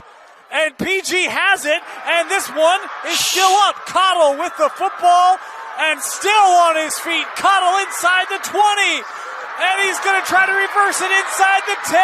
5. Touchdown Pleasant Grove as a late flag behind the play. On a 4th and 1, the ball ends up in the end zone by the defense. Real late flag, and it was just rethrown. Who knows, could have been a block in the back, could have been a plethora of things. But PG, the ball continues to bounce their way tonight. 4th and 1, and you didn't anticipate that happening by any stretch of the imagination. This is crazy. I mean, I don't have back-to-back drives, Moose, but that might be the 5th straight possession with a turnover. They had 4 turnovers in the second quarter. Skyridge did. Their first drive of this third quarter, they start with another turnover. 5th turnover, and before and that doesn't that, count the safety. Yeah. Oh, we await the call here. They wave it off. Wow. Touchdown, Pleasant Grove. A 34-yard scoop and score PG. by Sean Cottle.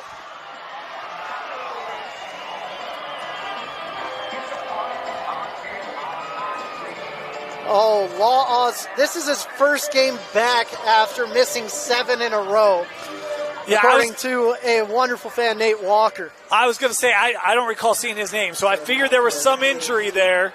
And to your point, there is, my goodness, 29-13, the point after try here for PG. Now, Skyridge going into this next series after the PAT.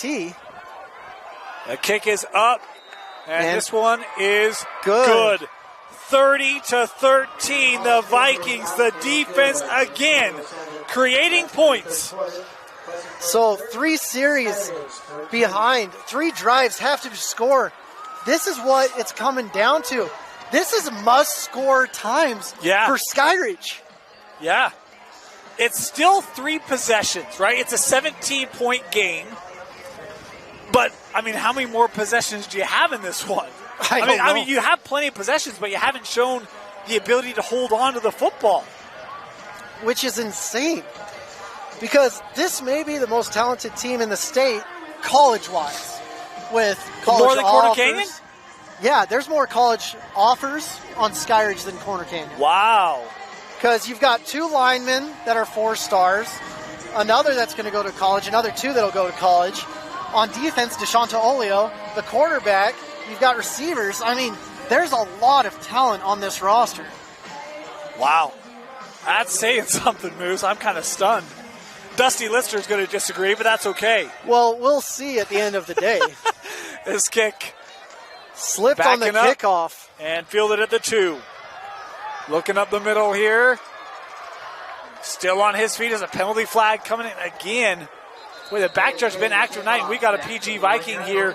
A little slow to get up, and I think this one might be going against Skyridge, as it was Bo Goodman able to get up and jog off the field here, but he was down there for a moment. I think it might have been a hit on him that might have drawn the flag as we wait the call here, because that's about where they had that flag spotted.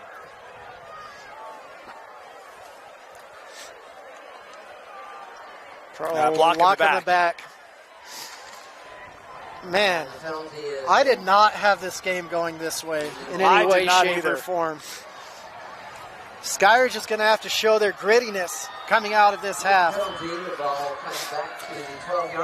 You know, these two teams have not played a lot. Skyridge is a young program. PG, all-time, 2-3 against the Falcons. They win tonight, they could be 500 against a program that has not won less than 9 games since their first year as a football program. That's crazy. Wow. First down, and on nowhere to go. Yeah. PG is just gaining that momentum, feeding off the energy. A yard on the play, second down.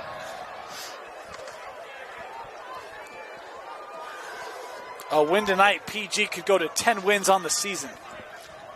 It's been a long time since they've hit 10. I mean, the last time they were at Rice-Eccles, Jake Jensen was the quarterback, I believe. I think that's right.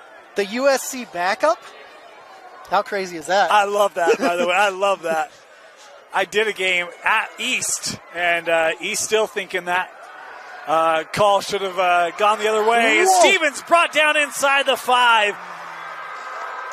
Great sack by number 44, Trevin Gates. The late pressure from the inside linebacker makes a huge difference. And now you're in the shadow of your goalpost. You can't take another safety. Last time this ended up out of the back of the end zone. You talk about Trevin Gates, young man coming in tonight, Moose, 128 tackles and 12 sacks for the senior linebacker Trevin Gates on the season. That is so impressive, all probably because of Gabe McCoy's leadership. Gotta be. 3rd and long here from the 3. Stevens has to get rid of it. Boy, he gets hit. This ball looking deep and incomplete. The intended target there for Skyridge was called. So you have to punt here, but this is interesting because you don't work on this very much in high school, punting out of your end zone. You got a short snap here. You've got a short snap. You've got to be 1 yard off. Oh, no. Punter doesn't know that rule. So this snap has to be right on the money. The punter's heels are on the end zone. The rookie mistake right there. A punt away. Good punt. Yeah, high spiral. And that's Great one punt. And it hit the Skyridge player right at about the 40, so that's where this is going to come back. So PG will start off in Skyridge territory once again. Wow. The Vikings are going to take advantage of this clock and do everything they can to get out of here with a win. But wow, this is such an interesting game. You know AF is going to be watching this and be like, is that the same team we played a few weeks ago? Or Bingham. Here's the thing. This might be the most complete game I've ever seen. This might be the best defensive performance it is all season. This is the best defensive performance I've seen this season. First down, they'll throw back. And a little screen here set up for Cale McCoy as he takes this inside the 40. Don't you think best defensive performance of the season? What I love about this team, best defensive performance, but you're still seeing the receivers on that screen do incredible blocking. Yeah. And the thing is, they're content to take 2 or 3 because they know eventually they're going to get 5 or 6. Yeah. Right? It's like, hey, we'll take 2nd and 8. We'll take 3rd and 6 because they've had plays where they've gone for 8, 12, 15 to convert on some of those long down distances. And this crowd is just out of the game completely. Completely. Showed some life at the end of the second half, and then it's not there. Like a balloon with a hole in it, just. 2nd down, Rasmussen. Smart to ditch it. Now, I don't know if this might be grounding. He's got to be out of the tackle box. Past the line of scrimmage, did not get there. They dropped the flag at midfield. This is the right call. Honestly, I would have grounded if I saw Deshaun Tolio coming at me, too. I would have been like, live to see another day. And let's rewind it 5 minutes. What happened 5.5 minutes ago? He tries to make a play. It ends up in the other end zone, right? So that's a play I think you take being up by 17. Yeah, you got to take advantage of the clock now, and you have to live to see another day. So is that considered a sack now?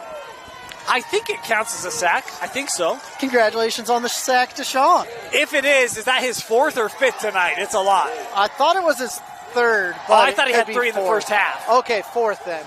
3rd and long. They'll run a draw.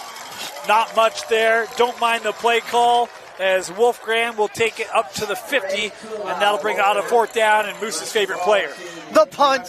So, if only we have a good punter out there. And, of course, we do. Gabe McCoy is back on the field.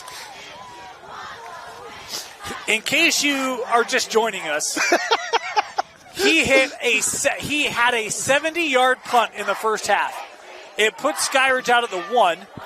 It ended up being a safety, which was at the time the go-ahead points for Changed PG. the momentum of the whole game. Yes, it did. Oh, bad bounce. Inside the 20, and we'll take a Skyridge bounce to the 22. It's all right. You had a good punt earlier. We'll give you a pass on that, Gabe McCoy. Look, it's going to hurt his average. He's now down to like 50 yards a kick. So we're okay with that. He's still an elite cornerback. go straight from his punting spot to mark up on a receiver. Now he'll go play DB. As he was playing, I think he was playing receiver earlier. Yeah, it's a group, man. I mean, this kind of feels like the way high school football used to be, like when I was growing up, right? When it's like, yeah, you play 2-3 positions. That's what PG is doing this year, and it's awesome to see him have this much success with it. First down, Stevens looking for that screen.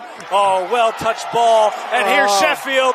Sheffield down the sideline near midfield. Carter Sheffield, another big play here out of the backfield. Great job, great blocking. Everything worked out great on that play. So that's what you look for from this Skyridge team. Let's dink and dunk. Let's get some points on the board, and let's get going, because you can make it a two-possession game real quick. And they've shown that big playability. It's just being able to complete drives. We'll see if they can do it here. First down. Play action. Screen. And boy, that was read pretty well. McClellan able to pick up about 5 on the play. What I like about PG, they're okay manning up all over the place. They're like, come at us, because we have great athletes, and we're going to go right at you. Second down. Skyridge trying to pick up the pace here a little bit. Look out. Ooh. Your guy just got chipped late, and it set up enough for a first down here for Skyridge.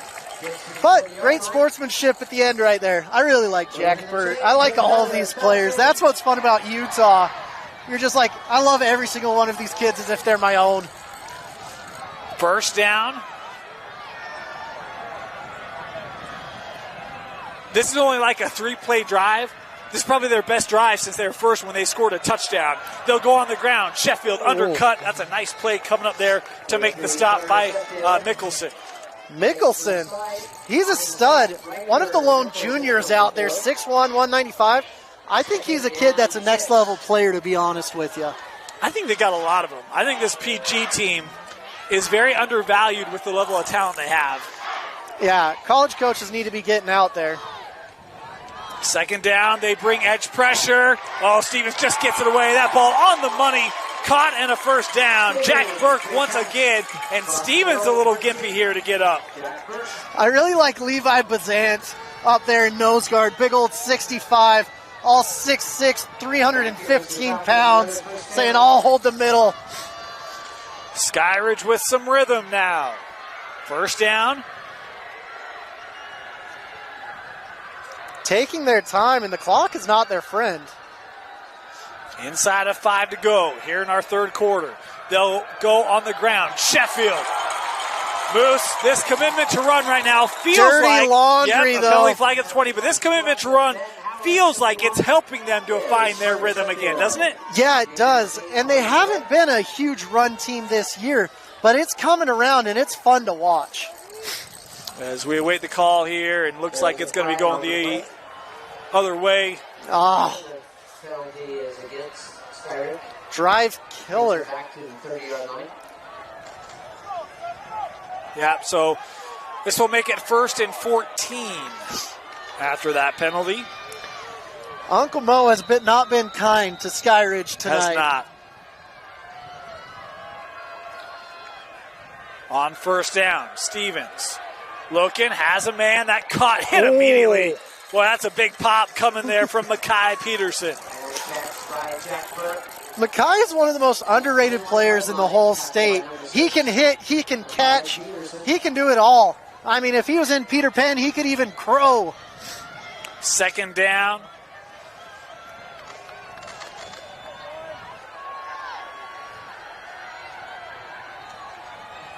Jackson Stevens.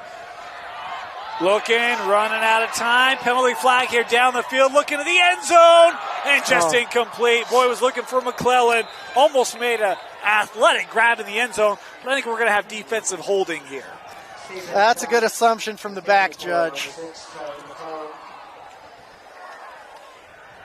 There's the penalty flag on the play. Holding on the defense. Good call, Dane. Boom. So that'll be a first down here for the Falcons. Falcons will get a first down. As it's getting colder, the Skyridge offense is heating up.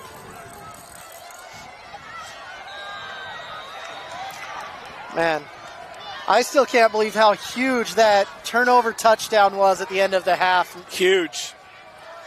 I mean, this could easily be a 30-7 game right now. Stevens over the middle, caught, touchdown, Skyridge. And it's Jack Burke, who's had a monster game tonight for this offense, to score the touchdown. You knew it would happen. Eventually, Jack Burke is going to get his, and that was a great job by Skyridge.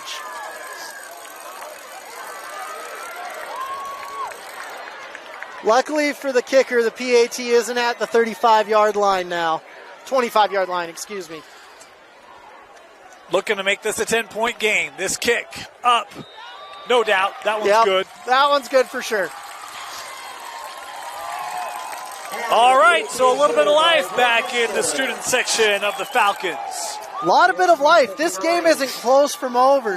And like we saw, it was a 18-point game or something like that when PG came back just a couple weeks ago. Yeah, it was a 20-8 game in the fourth quarter. And it was no, that's not right. It was 20-7 because it was a 20-8. You know what? We're not doing math. It's the weekend, so we're not doing math. It was a 21-8 fourth quarter for PG to tie it to send it to overtime. Gotcha. You can back into it from there. That's all we got. But this has been a very interesting game. All the scores, the fact it's 20-30, there was a missed PAT, there was a 2-point conversion. There's a lot of things that have been going on in this game. How about a game that we've got defensive scores from both sides? We've got a scoop and score, or we had a pick six for Skyridge. We got a scoop and score for PG. All facets of the game showing up. Showing up, man. Special teams got a safety. As this kick into the end zone for the touchback. Just a good feeling to see that ball cross the line.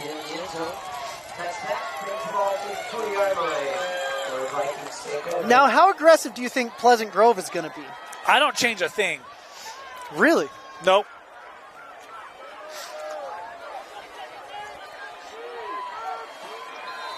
Skyridge is coming back alive real quick. Getting that touchdown is a huge momentum boost for this whole entire side of the field. And that's where, for me, it's like, does it instill a little more pressure on this PG offense? I think it does. But I think they dealt with it well tonight. They've done a nice job using screens. Look, run the ball for 2 or 3 yards. Like, we don't need any back-breaking runs, but we'll see what they do. Motion here on first down. And that one on the turf, and Rasmussen's got to eat it. That is sack number 5 for Deshaun Teolio. First one there, Deshaun, surprising no one.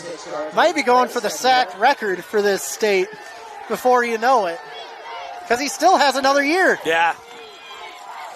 A loss of 6 on the play, that clock moving.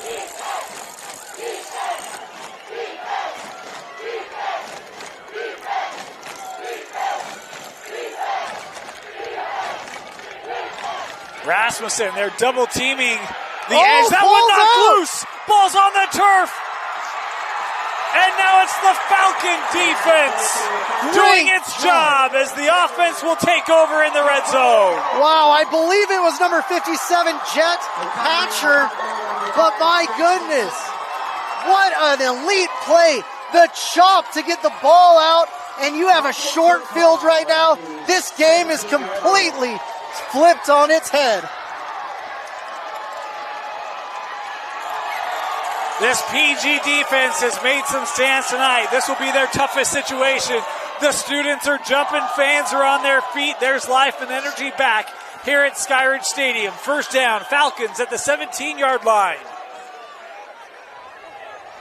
Sheffield looking for a lane. He stood up after a gain of about 4. Sheffield was incredibly patient on that run. I like to watch that. Number 13, Hood McBride on the Viking stop. Brings up 2nd and 7. Second down.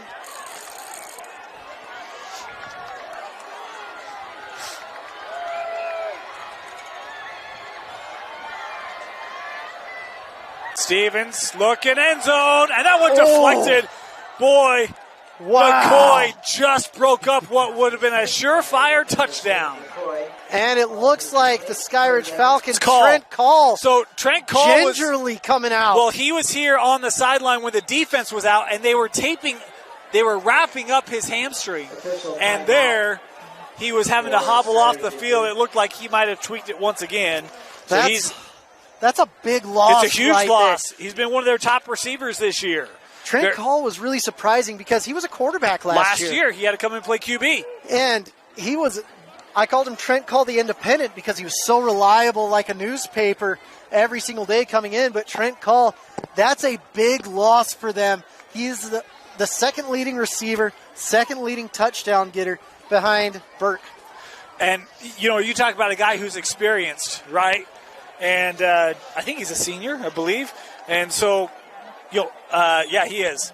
A guy who's been there, he's done it, he's really been kind of the guy to help this program through times. You talk about when Hillstead was injured last year, he was the guy. The offense ran through, did so much. But if it's a hamstring, his night may be over. He is trying to walk it off here on the sideline. Still getting help, too. Yeah. So 3rd down here for Skyridge. This is huge for this PGD. Huge for the Skyridge offense as well. 3rd and 7. Oh, boy. A little bit of their own medicine, Moose. Yep. We saw PG catch Skyridge a couple times in that first half, and this time it's the Vikings to jump. The other thing that's happening is they had numbers up top with the trips. So let's see what they can do. It didn't give them the first down. Nope, it'll be 3rd and short now. They'll be a yard and a half short. Makes it now 3rd and 2 for Skyridge.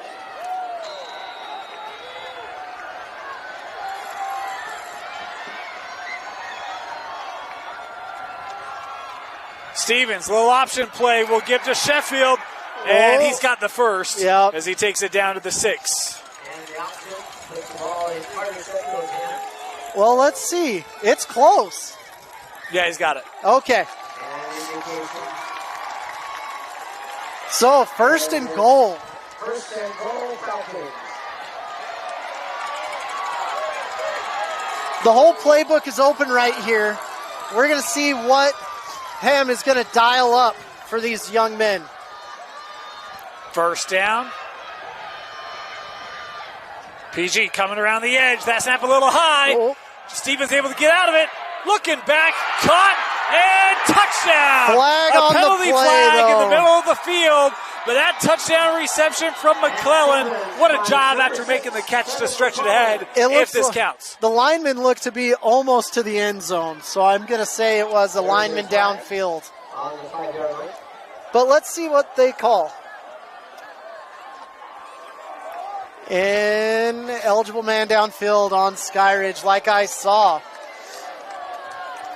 Not very often are the refs and I on the same page, but on that one, it seemed to be that way. Typically Moose are not known for their eyes, but you're going to change that, Moose. You were right on that one. Oh, man. You were a hawk, so. Yeah, that is true. After the penalty, 1st and goal now from the 12. Stevens looking for the end zone. Touchdown! Great It's Burke catch. once again. Burke, elite play right there, going up, has the mind to pull the ball up, and that brings the game within 3 possibly, pending the PAT. This is an explosive Skyridge offense, and is what we were wanting to see this whole game. It was still close with the snap. They've got to get that down, but great throw, great catch, great response by this Skyridge team when all hope seemed to be lost. To bring it back to a 3-point game, the point after try is up and good. 30-27, back-to-back touchdowns. Stevens to Burke has Skyridge back in the game. You're watching the 6A quarterfinals on KSLSports.com.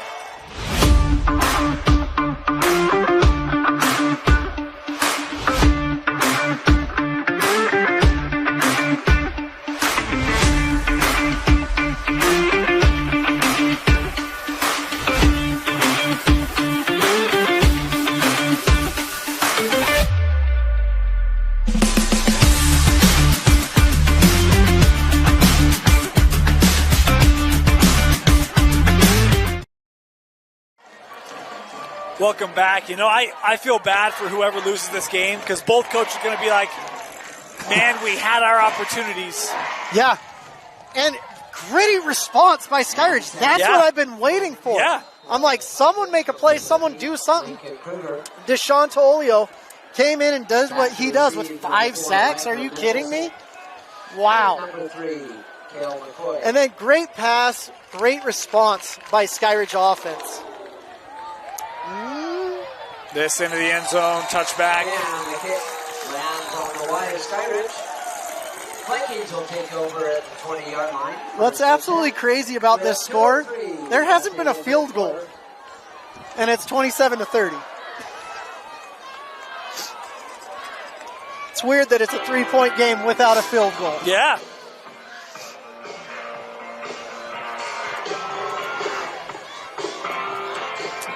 Goodness, the weather is definitely taking a turn, though. I wish I had an igloo and a cookie. PG starting this drive at their own 20. They'll run. This is Mickelson. Not a lot of room there. A couple of Falcons able to bring him down for a loss. Number 32, Matt Morris. Runs into a bunch of Falcon wings. Loss of a yard. Plethora of Falcons right there. Great job. So, I think if they can get a first down here, this could be the end of the third quarter, which has seen a momentous shift. Huge. In Skyridge's favor. You know, we talked about Trent Call. They're actually working on the quad. No, it's the hamstring, sorry. Second and long. Rasmussen underneath. Nowhere to go. Great tackle by 44. Griffin Coons. Griffin Coons, the sophomore. And we've got a PG Viking down almost at midfield. Boy, that's Mekhi Peterson. That's a huge player for them. Yeah, injury on the field. We'll step aside. You're watching the 6A quarterfinal. Welcome back, Mekhi Peterson. Coming off the field, boy, very ginger. Certainly hope he's okay. He's been a gamer for him all year, tonight as well. Goes both ways. See number 6 go off. That's a huge loss as facing a 3rd and 11. Wow. Rasmussen. Boy, Toilolo gets there quickly. Dumps it off. Nowhere to go. 4th down. Great job by number 21 right there to Tavian Edwards. Stepped him up, and then Ian Mariner came in and finished off the tackle. Great job. So this PG defense is going to have to step up once again because this game is getting a little bit out of hand, it seems. Well, it feels like you talked about Uncle Mo's not been kind to Skyridge. I don't know what PG did, but Uncle Mo's not very happy with the Vikings right now. He's fully wearing orange and white here in this second half. 4th down, kicks away. Running start. And taken down. Stood up around midfield. No, don't throw a flag on that. He was trying to run. Oh, no, he's injured. That's not good. Yeah, we got a Skyridge player down. We'll step aside. Another injury here. We'll be back. Welcome back. There's 8 seconds left here in the third quarter, so one final play here for the Falcons. Tavian Edwards got up, really peppy, ready to go. Yeah. We're happy to see that. But PG has to step up if they want to see the turf this year. Oh.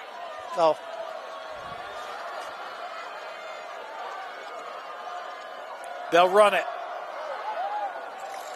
And we'll gain about 4 yards.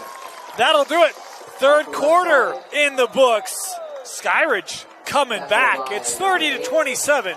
PG with the lead as we head to the final frame in the 6A quarterfinals on KSLSports.com.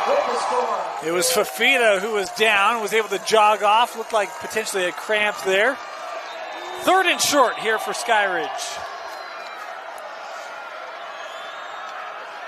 Oh. Oops. They did it again. Jumped offside, and it'll be a first down. It's crazy. Fafita walks off the field and Ben Howard takes his spot. And now he comes back on. Yeah. That's one of the craziest things I've ever seen. We just replaced a 3-star offensive tackle with a 4-star offensive tackle. Must be nice. First world problems, right? Yeah, no joke. Sheffield looking left side. Nothing. Tough run there. Nice job by Lignell coming up to make the stop. And now it looks like 79 Darius Afalava is just doing flips out there with his 325-pound body. Because of course he is. Second down. This Skyridge team is massive up front.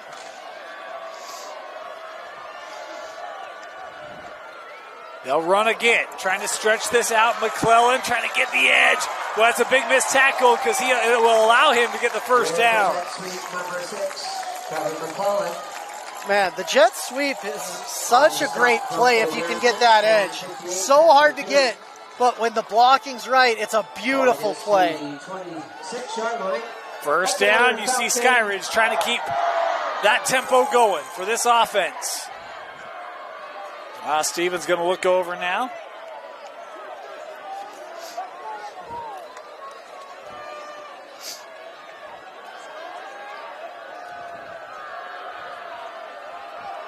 Five on the play clock. Coming around the edge. Little screen thrown out to Kalama. Cuts back inside. And will be brought down after a gain of 3. Kalama missing 7 games is absolutely crazy to me, but him coming back today is big. They're going to need a huge performance from Kalama next week, though, if they make it to the turf. So you mean to tell me Jackson Stevens has thrown for 3,600 yards without Kalama? Crazy. Okay. With Kalama, it probably could have been 5,000. Second down, Stevens, little throwback screen here, nowhere to go. Sheffield cut down, nice surge by Gabe McCoy.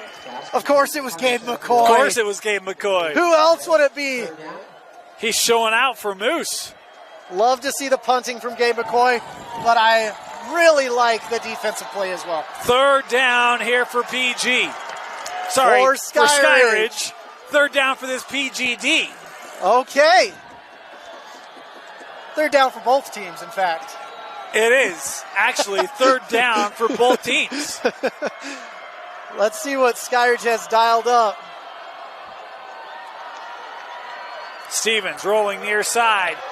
Little throwback. Picked off. It's Gabe McCoy. Of course he's got Stevens to beat. And is tripped up inside the 30, and once again, it's the PG defense making the play. Gabe McCoy having himself a night. This PG defense, you can't float the ball on him. They attack the ball in the air. They attack the ball on the ground, and they are absolutely a turnover defense tonight. That is unofficially the 6th Skyridge turnover. And remember, that does not include the safety. Oh, my gosh. Both of these teams deserve to go to the turf. Let's just say that right here, right now. So PG offense coming right back out at the 25-yard line. Rasmussen. Oh, boy, that one's close. It is caught. We'll turn it up for a gain of 5, but whoo. I just love how PG's attacking the ball when it's in the air, on offense and defense, because that could have been 6 the other way easy. Yes. Gain of 5. We'll see if they can get back settled here.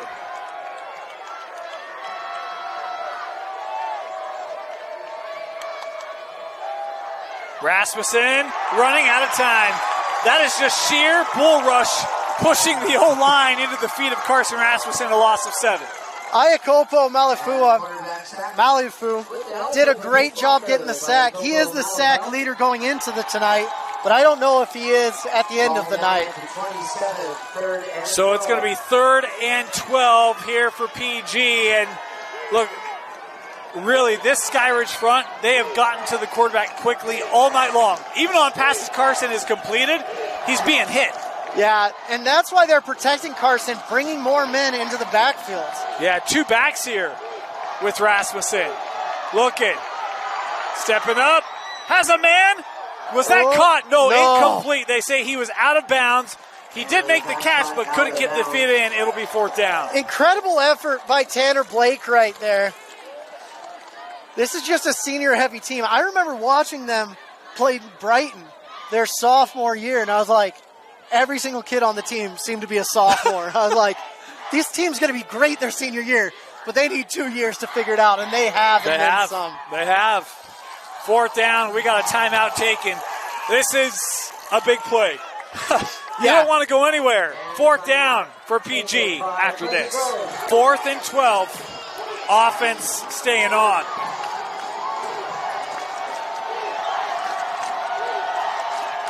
Here's Rasmussen. Might have been hit. And that one dipped in the air, incomplete. The Skyridge defense gets the stop. Man, this Skyridge defense will not be. Oh no, and Toilolo is limping coming off. Yeah, that is not a good sign. I don't know if either team's going to make it out of here. His foot does not look good after that impressive rushing. No, he's having to be helped off. Man. Ooh, that is huge. If there's something wrong with Toilolo. I'll tell you, you want to know how hard he hits? The logos on his helmet are either not there or the paint is flat off. Like, that's how hard that kid hits. 7.5 to go, and the Skyridge defense gets it back for the offense. They'll start at the 27. Here's Sheffield on the ground with the carry. He'll gain about 5. Man. Our clock just a little bit ahead. We're just going to stop it. There's 7:20 on the clock. It's moving. We're just going to let it catch up to ours. Number 70, Luke Davies. So we've got a 2nd down here. This is such a huge drive for Skyridge. Every single point matters now. 7 minutes to go in regulation. Thrown out. Kalama makes one man miss, and then gang tackled for a loss on the play. He'll lose 3, maybe 4. Man, this team was ready for those types of plays. They've done their homework. They know what's coming up at them. And this defense is tough as can be. And it brings up a 3rd and 8 here for Skyridge. Looks like Toilolo's having that foot and ankle retaped on the sideline. They're going to need them for this last series if you can't get a 1st down. 3rd down. Stevens and company.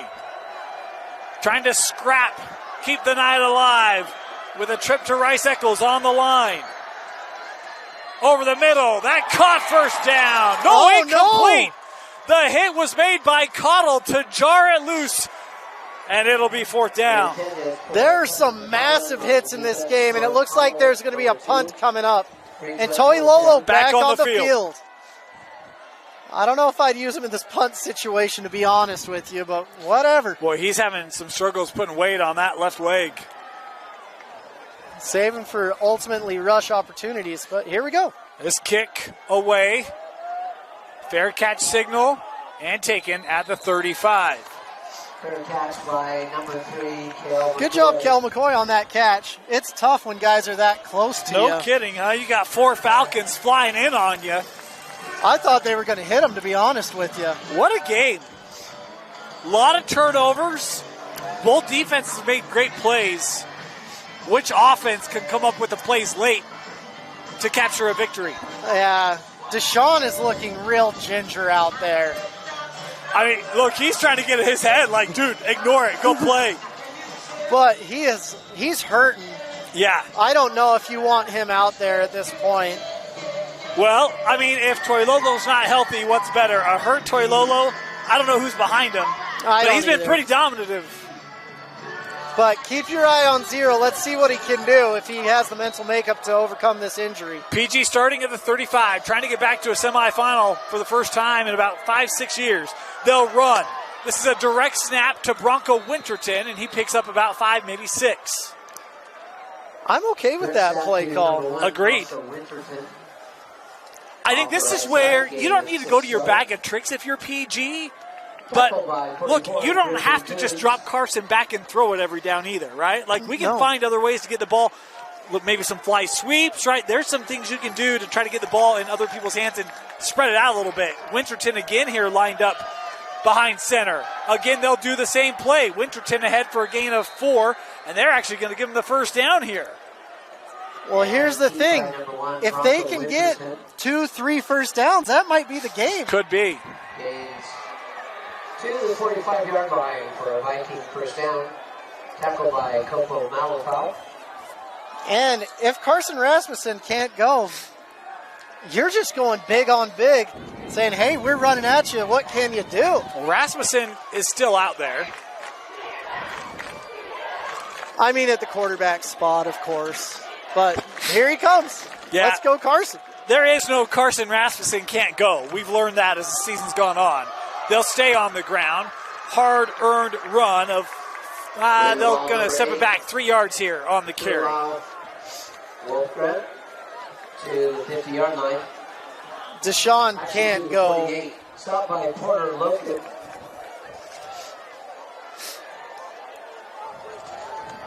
They have not enough men on the field, it looks like. Nope, they're good. Okay, that wasn't Deshaun. That was number 8, not 0. I apologize. They'll run it again. Wolfgram and Toilolo there to disrupt. Told you, he might not be 100%, but even not being 100%, he still gives you everything you could ask. I have never seen more grit in my life. Loss of 4 yards. So you get 4, you lose 4.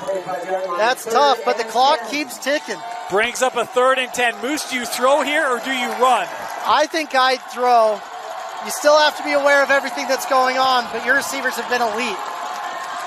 We're inside of 4 to go. Skyridge has all 3 timeouts. PG has 2. They've got to get to the Skyridge 45 to pick up a first down. And movement. 5, 10, 15 yards, who cares? But gotta hold your water.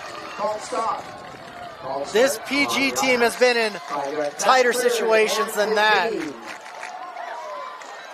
But it does stop the clock, so. No, it does not. Oh, it does not stop the clock.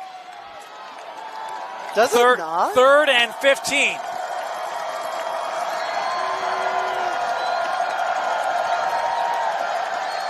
They'll run it. Wolfgram able to get back those 5 yards, tripped up and stopped at the 45-yard line. That clock down to 3:20. And Skyridge going to take a timeout with 3:17 left in regulation. Timeout Skyridge, a 4th and 10. They'll be ready to receive the punt and get the offense back out on the field when we come back. Here we go, 4th down. If there was ever a time you needed a big punt, it's right here, right now. And there's no wind to help. No. This is where you got to make a difference in the game. High snap.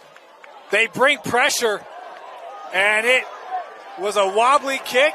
I think they hit the puncher on that one, too. There's no flag. That's where you got to sell it.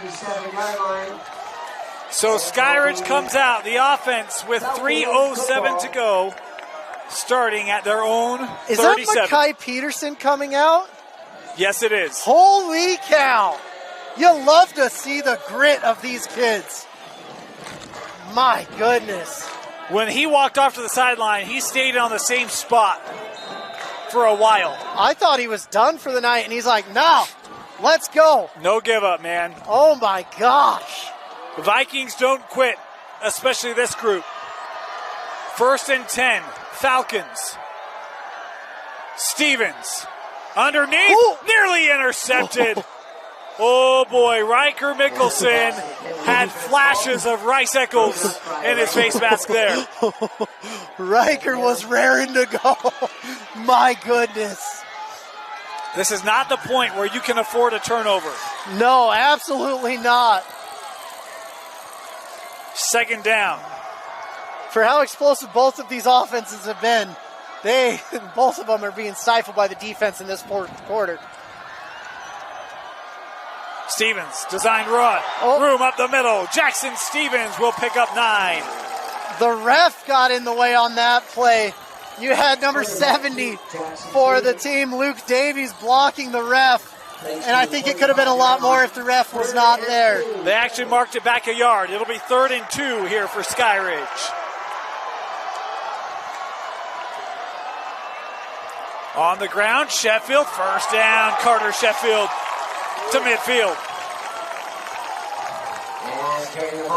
With this offensive line, you expect to get almost every 3rd and 2 out there. Here comes some big plays, though. They'll get the call from the sideline here. Clock ticking, 2:15. They still have 2 timeouts. They're okay with the clock. At midfield. A field goal to tie, a touchdown to go up. Over the middle, picked off! It's Bronco Winterton! There's a flag down on the play, but Bronco Winterton with the interception, but we'll have to wait to see. Skyridge is saying this might be going against PG. Yeah, these fans are not happy with that. Let's see what's going on, because there wasn't a Skyridge player narrow. Well, he was trying to go down the field. I just don't think he saw Bronco underneath the route.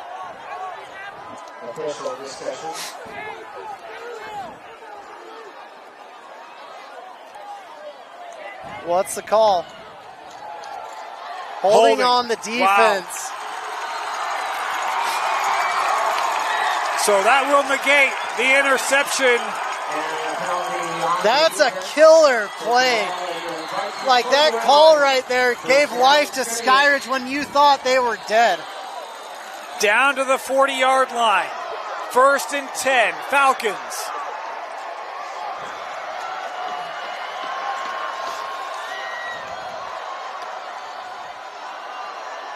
Jackson in the pocket, running out of time. Trying to get it to his men, and I don't know if he got a foot in. No, he did not. No. That's a heck of a grab. There's a flag down here, and though. This might be roughing the quarterback, potentially. Could be on the quarterback, or it could be a holding. Looks like it's roughing I think it's the going to be passer. roughing.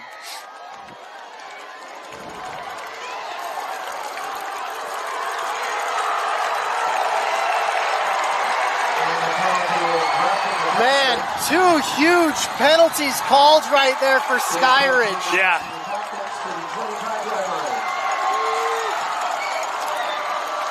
And so the Falcons down to the 25-yard line.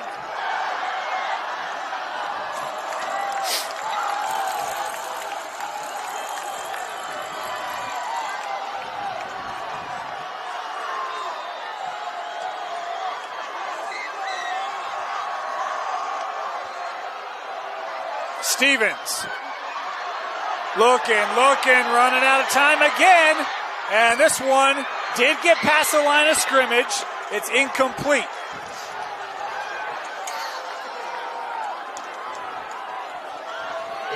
The backfield for the PG Vikings has been elite.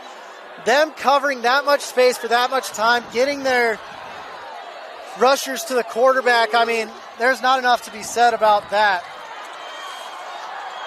And this is against a very talented wide receiving corps. It's not easy to stay with. They'll run on 2nd down. Sheffield, just brought down. That's a big tackle made there for Pleasant Grove. Yeah. To Wolfgram. He said he wanted to be a football player. I believe now. You are a football player, young man. Get rid of the baseball mitt. 3rd and long here. 3rd and 7. And they jump offside. The 3rd penalty on this drive alone. He was trying to draw the offense offside, did not do that, lost his footing. So it'll be 3rd and 2 here instead. You run with Sheffield? I would. I think Sheffield's been doing a great job, but we'll see what they do here. Clock ticking. We're approaching 1 minute to play. Skyridge with 2 timeouts left. PG has 2 timeouts left. Really the last drive of the game for Skyridge, at least in regulation. Stevens looking to throw, and incomplete. But a flag here, I think, is going to be coming back. It is Peterson with the pick, who again came back on, but a flag here, and I think this is going to be defensive holding. There's a flag on the play after 15 yards. I've never seen 2 interceptions and 2 flags on one drive. On a game-winning drive, nonetheless. But let's see what the call is. It could be a plethora of things. Thanks for having my back there. I thought that one got past. You were all over the interception. Thanks, Moose. You got it.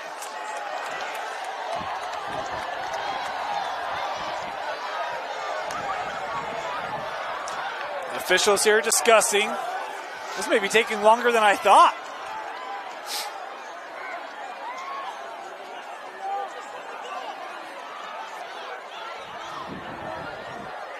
Skyridge is ready to go. They feel pretty confident in here. One official going to go over and have a conversation Why with. is he talking to holding? Yeah, there you go. On the defense.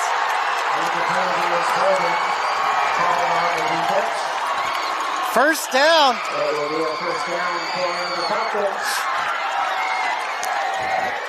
And then did we have an unsportsmanlike after? Oh, sideline. My bad. Timeout for PG. They're going to collect their thoughts. Timeout. Timeout Vikings. We'll be back. 3rd and 2. 48 seconds to go. It should be a first down. It's not 3rd and 2. Oh, you're right, because the penalty. They just haven't moved the sticks yet. Walking Horse is still yelling at the refs. I think he doesn't agree with the call that was made. Well, I think part of it is from a PG perspective, you've got 3 or 4 penalties that have continued the drive. And if you're officials, you say, hey, look, we're not the ones playing. Like, we have to call what we see, right? Yeah, but Walking Horse was not mad. He took a timeout to voice his displeasure. Yes, he did. For a solid 3 minutes. It's 1st and goal here for Skyridge, and the penalties have been probably the best offensive player for Skyridge on this drive. By far. Here's Jackson Stevens looking, end zone, just overthrew his man, was intended that time for McClellan. This is not necessarily a guaranteed score. This PG Vikings defense, they've had 2 interceptions on this drive that have both been called back. They've had a lot going for them. This offense has not been rolling, so we're going to see stuff. They've really done a pretty good job of matching up with Skyridge receivers down the field. The crowd below us is yelling, run the ball. 2nd down. Stevens, little throwback, and that is incomplete. Just a bit outside. He's going to want that one back. McClellan, the intended target again. 3rd and goal from the 8.5. And you can still kick a field goal and send this to overtime. That's correct. The first game went to overtime. So if you think you have the momentum and you don't get it, that's always an option. They do have 2 timeouts left, too. You don't have to necessarily throw it here.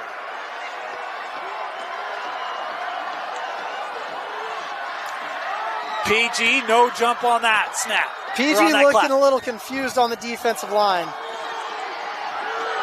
Play clock down to 1. They got to burn a timeout here. Man, this crowd is up in arms like I haven't seen before. Moose, you started off the game with saying this is a program that has championship expectations, aspirations. You think of, you climbed the top of the mountain last year, you win that state championship, but it's a program that's gotten to Rice Eccles consistently in recent years. It is so hard to win a championship. Only a few teams have done it back to back. And I'm going to make sure that I hold my water. Thank you, Dusty. This is going to be in for a heck of a finish. It's one of those where the crazy thing is we haven't seen a point scored in the 4th quarter. Neither team has scored in the 4th. No, not one.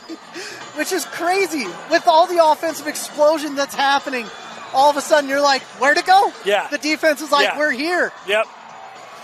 3rd and the ball game for these 2 teams.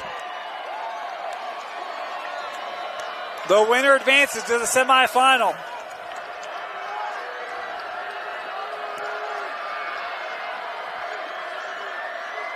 Jackson Stevens looking underneath. That's McClellan with the reception. Caught at the 3. He's short, though. Well, and here's the thing. I think you let this tick down and kick the field goal, right? It's 4th and goal. It looks like they're going Offense for it. is on the field. And PG here going to take a timeout. 18 seconds to go. Coach Hem was hitting his clipboard. He said, I wish we had that. We had the perfect play drawn up to get what we wanted.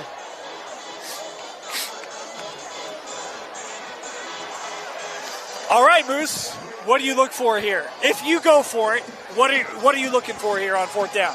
Honestly, for me, I'd probably do a jump ball to 14. Burke, I think that he's one that can handle the pressure and handle this situation. Or send Burke to do that and maybe send La'a Kamala out there into the flats. But we'll see. They're not going to go for it. It's 4th down. They're coming out to kick the game-tying field goal. I'm okay with that. Me too. Because it's basically a PAT in all reality. It is. And I love that this is going all the way to overtime. To tie the game at 30 in the quarterfinal. This kick is up, and it's good.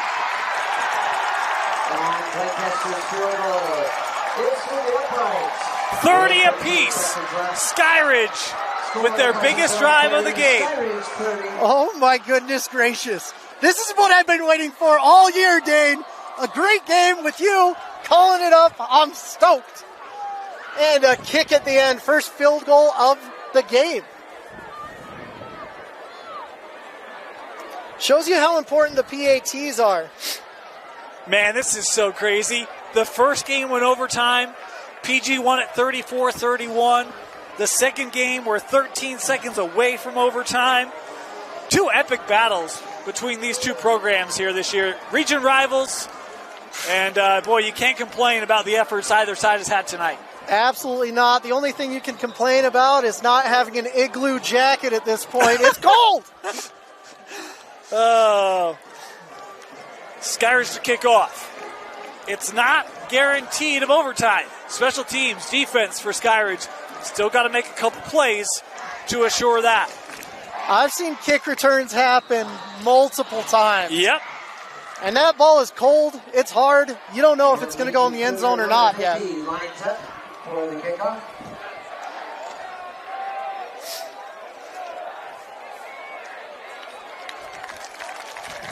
This kick will be fielded at the 3. Looking right side, Mickelson to the 25, the 28. And PG will come out with the offense with 5 seconds to go.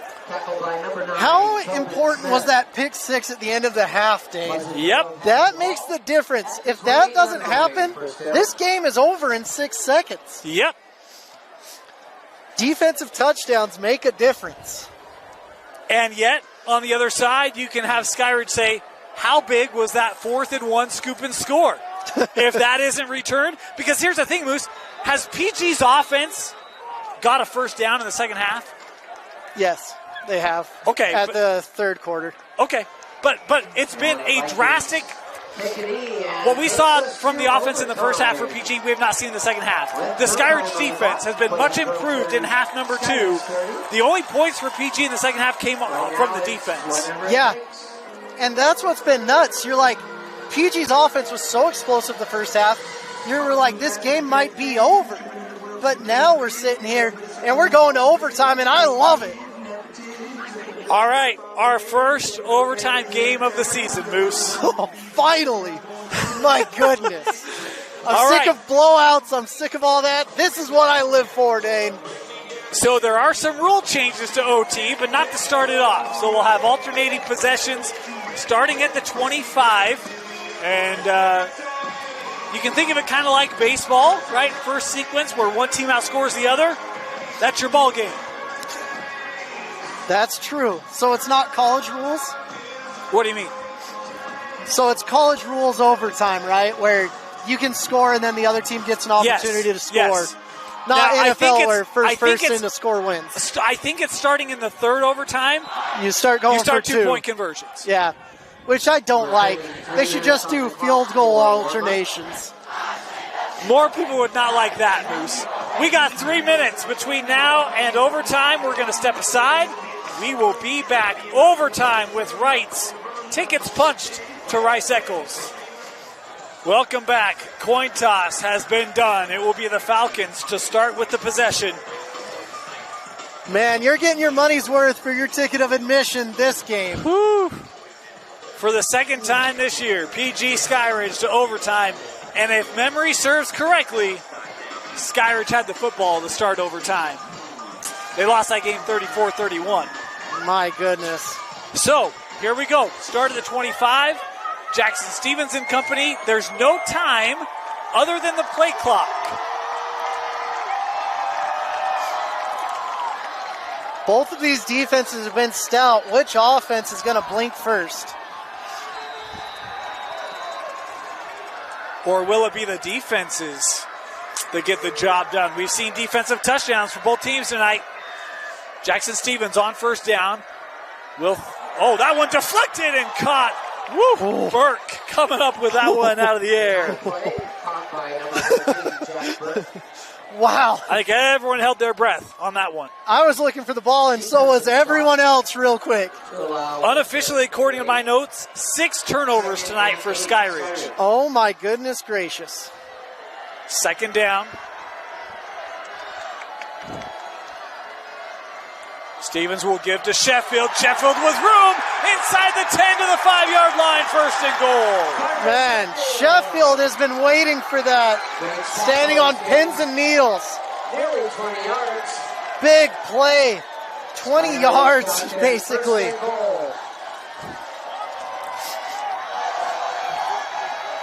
I wonder if they look to Sheffield again at this point.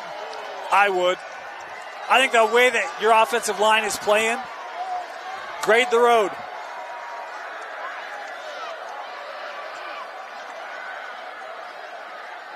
Stevens has it, going to try to run it himself. He'll be brought down at the line. Maybe a loss of a yard on the play. Not a bad call right there. I like it, actually, where it's like, hey, if it's open, take it, but he got north and south when it wasn't open. Yep. And Stevens does a nice job to not get too over anxious and force something. Cool as a cucumber. Second and goal. Man.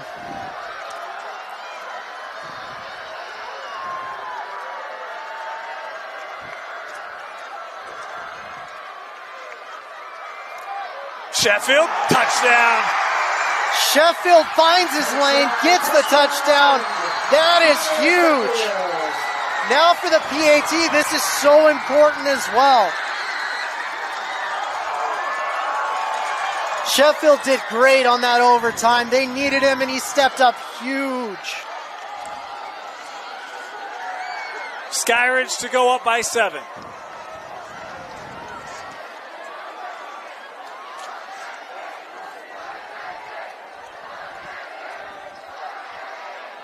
It is up, and it is good. Wow. Skyridge came out, showing their offensive prowess at the end right there. An incredible job by them. PG has to answer, and their offense hasn't done much for this whole second half.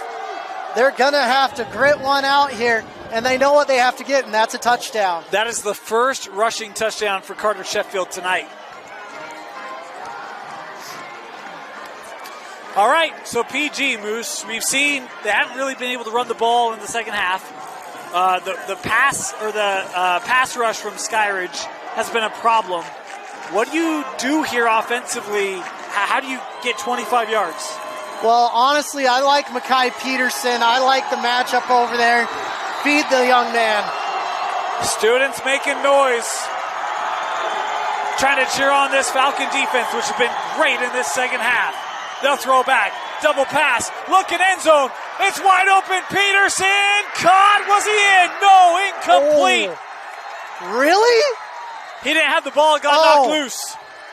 They separated the ball at the end. That was really good. I thought he caught it. I and did he was too. saying out of bounds. Great play call right there, actually, but the refs are talking to each other. Boy, and Peterson was wide open. Wow. That's a great recovery on the outside there. What it looks like maybe a refs penalty, talking about? maybe ineligible man downfield.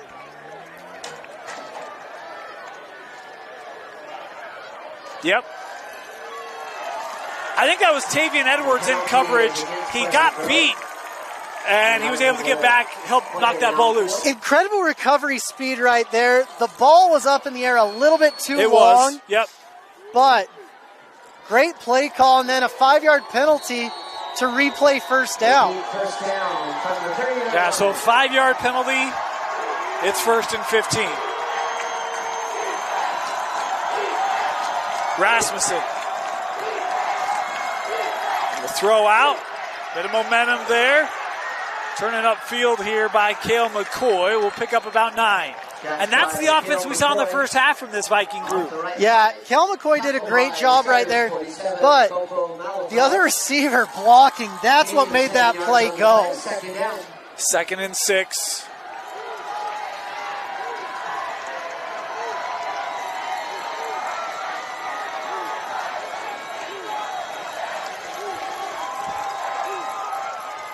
They'll come near side. Same play. McCoy turning upfield. First down.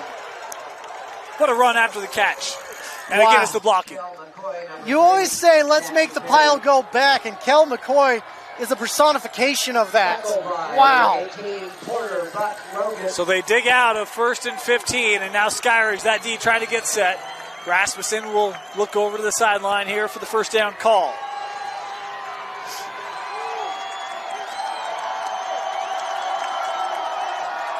Carson looking, end zone. What? Did he get a foot down? No. Oh.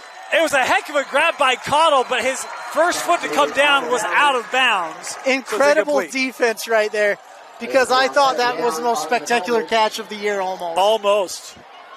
Wow. Coverage by Tavian Edwards. Tavian making 2 huge plays in overtime. Actually, I think that might have been Mark Baird at the bottom of the screen. Tavian's at the top. Regardless, nice defensive play. 2nd and 10. Oh, and that one was just behind. Cottle was trying that slant route. Cottle was trying to get down. His foot slipped out from under him, and sometimes that just happens. Third down for Pleasant Grove. Even though it's 3rd down, you still have 2 downs to get to the first. Yep.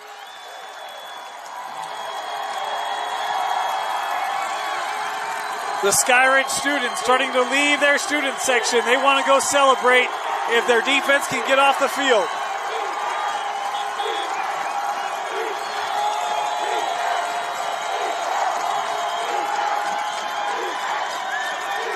Rasmussen running out of time. That one deflected, and it's intercepted. No, incomplete. Incomplete. You had 2 guys, Porter Logan and Mark Baird, both going for the cementing play, and it falls to the turf. By Austin Baker and Ian Mariner. And it'll be 4th down. Big 4th down play right here. And a timeout taken by PG. Ball game hanging in the balance. They want to talk about it. Parker Rivers in the end zone threw his helmet off. He would have been ineligible to come back. Just thought the game was over from his point of view, but there's 1 play left, and it's never over until it's over. Where do you look here, Moose, on 4th and 10? Honestly, they've done a great job attacking the sides. PG needs to just spread the team out, get the ball out, but what I'm really worried about is the pass protection. That's what's going to make or break this time. Also, please look around. I want to remind you, first of all, it's been a great ball game. It's been a fun season. It's not over yet. Win or lose, we got semifinals next week, 6A, 5A, 4A semis, all day Thursday, all day Friday. Moose and I will be up at Rice Eccles with Dusty and Jeff. Come hang out with us on the alternate broadcast. We're going to have all sorts of fun, bringing coaches, players from across the state, and coverage of the state tournament like you've never seen before Join us on KSLSports.com for semifinal action next week. This is the perfect game to go into that. I'm hyped. Yes. I'm so stoked for the end of this game and the beginning of the championship games. 4th and 10 for PG. They got to get to the 5 for the game to continue. Inside the 5 for the game to continue. Rasmussen rolling to his right. Looking back, trying for Cottle. Deflected, incomplete. That's the ball game. The Skyridge defense makes the plays in the second half and in overtime to lift the Falcons to the semifinal. You've got people rushing the field, but what an exciting game. PG should hang their heads high. They did really good. Moose, your final thoughts and a selection of player of the game? Honestly, Deshaun Teolio was my player of the game with what happened here. But it was a back and forth like I couldn't believe. Now the student section is rushing the field. And congratulations to Skyridge on making it to the playoffs and the turf. Player of the game? Deshaun Teolio. Sorry, I think you said that and I didn't hear you. Yeah, sorry, it's There's really a lot loud. of noise up here. Big night, Skyridge. They get revenge from the regular season loss. It may not have been the prettiest, but hey, it got the job done. 37-30, the Falcons advance to the semifinal, where they will take on American Fork. Deshaun Toilolo was a monster defensively to help lift Skyridge. For everyone here, thank you for joining us. For Gavin Atkinson, Moose Bingham, my name is Dane Stewart. We'll see you next week for the state semifinals, only on KSLSports.com. Good night, everybody.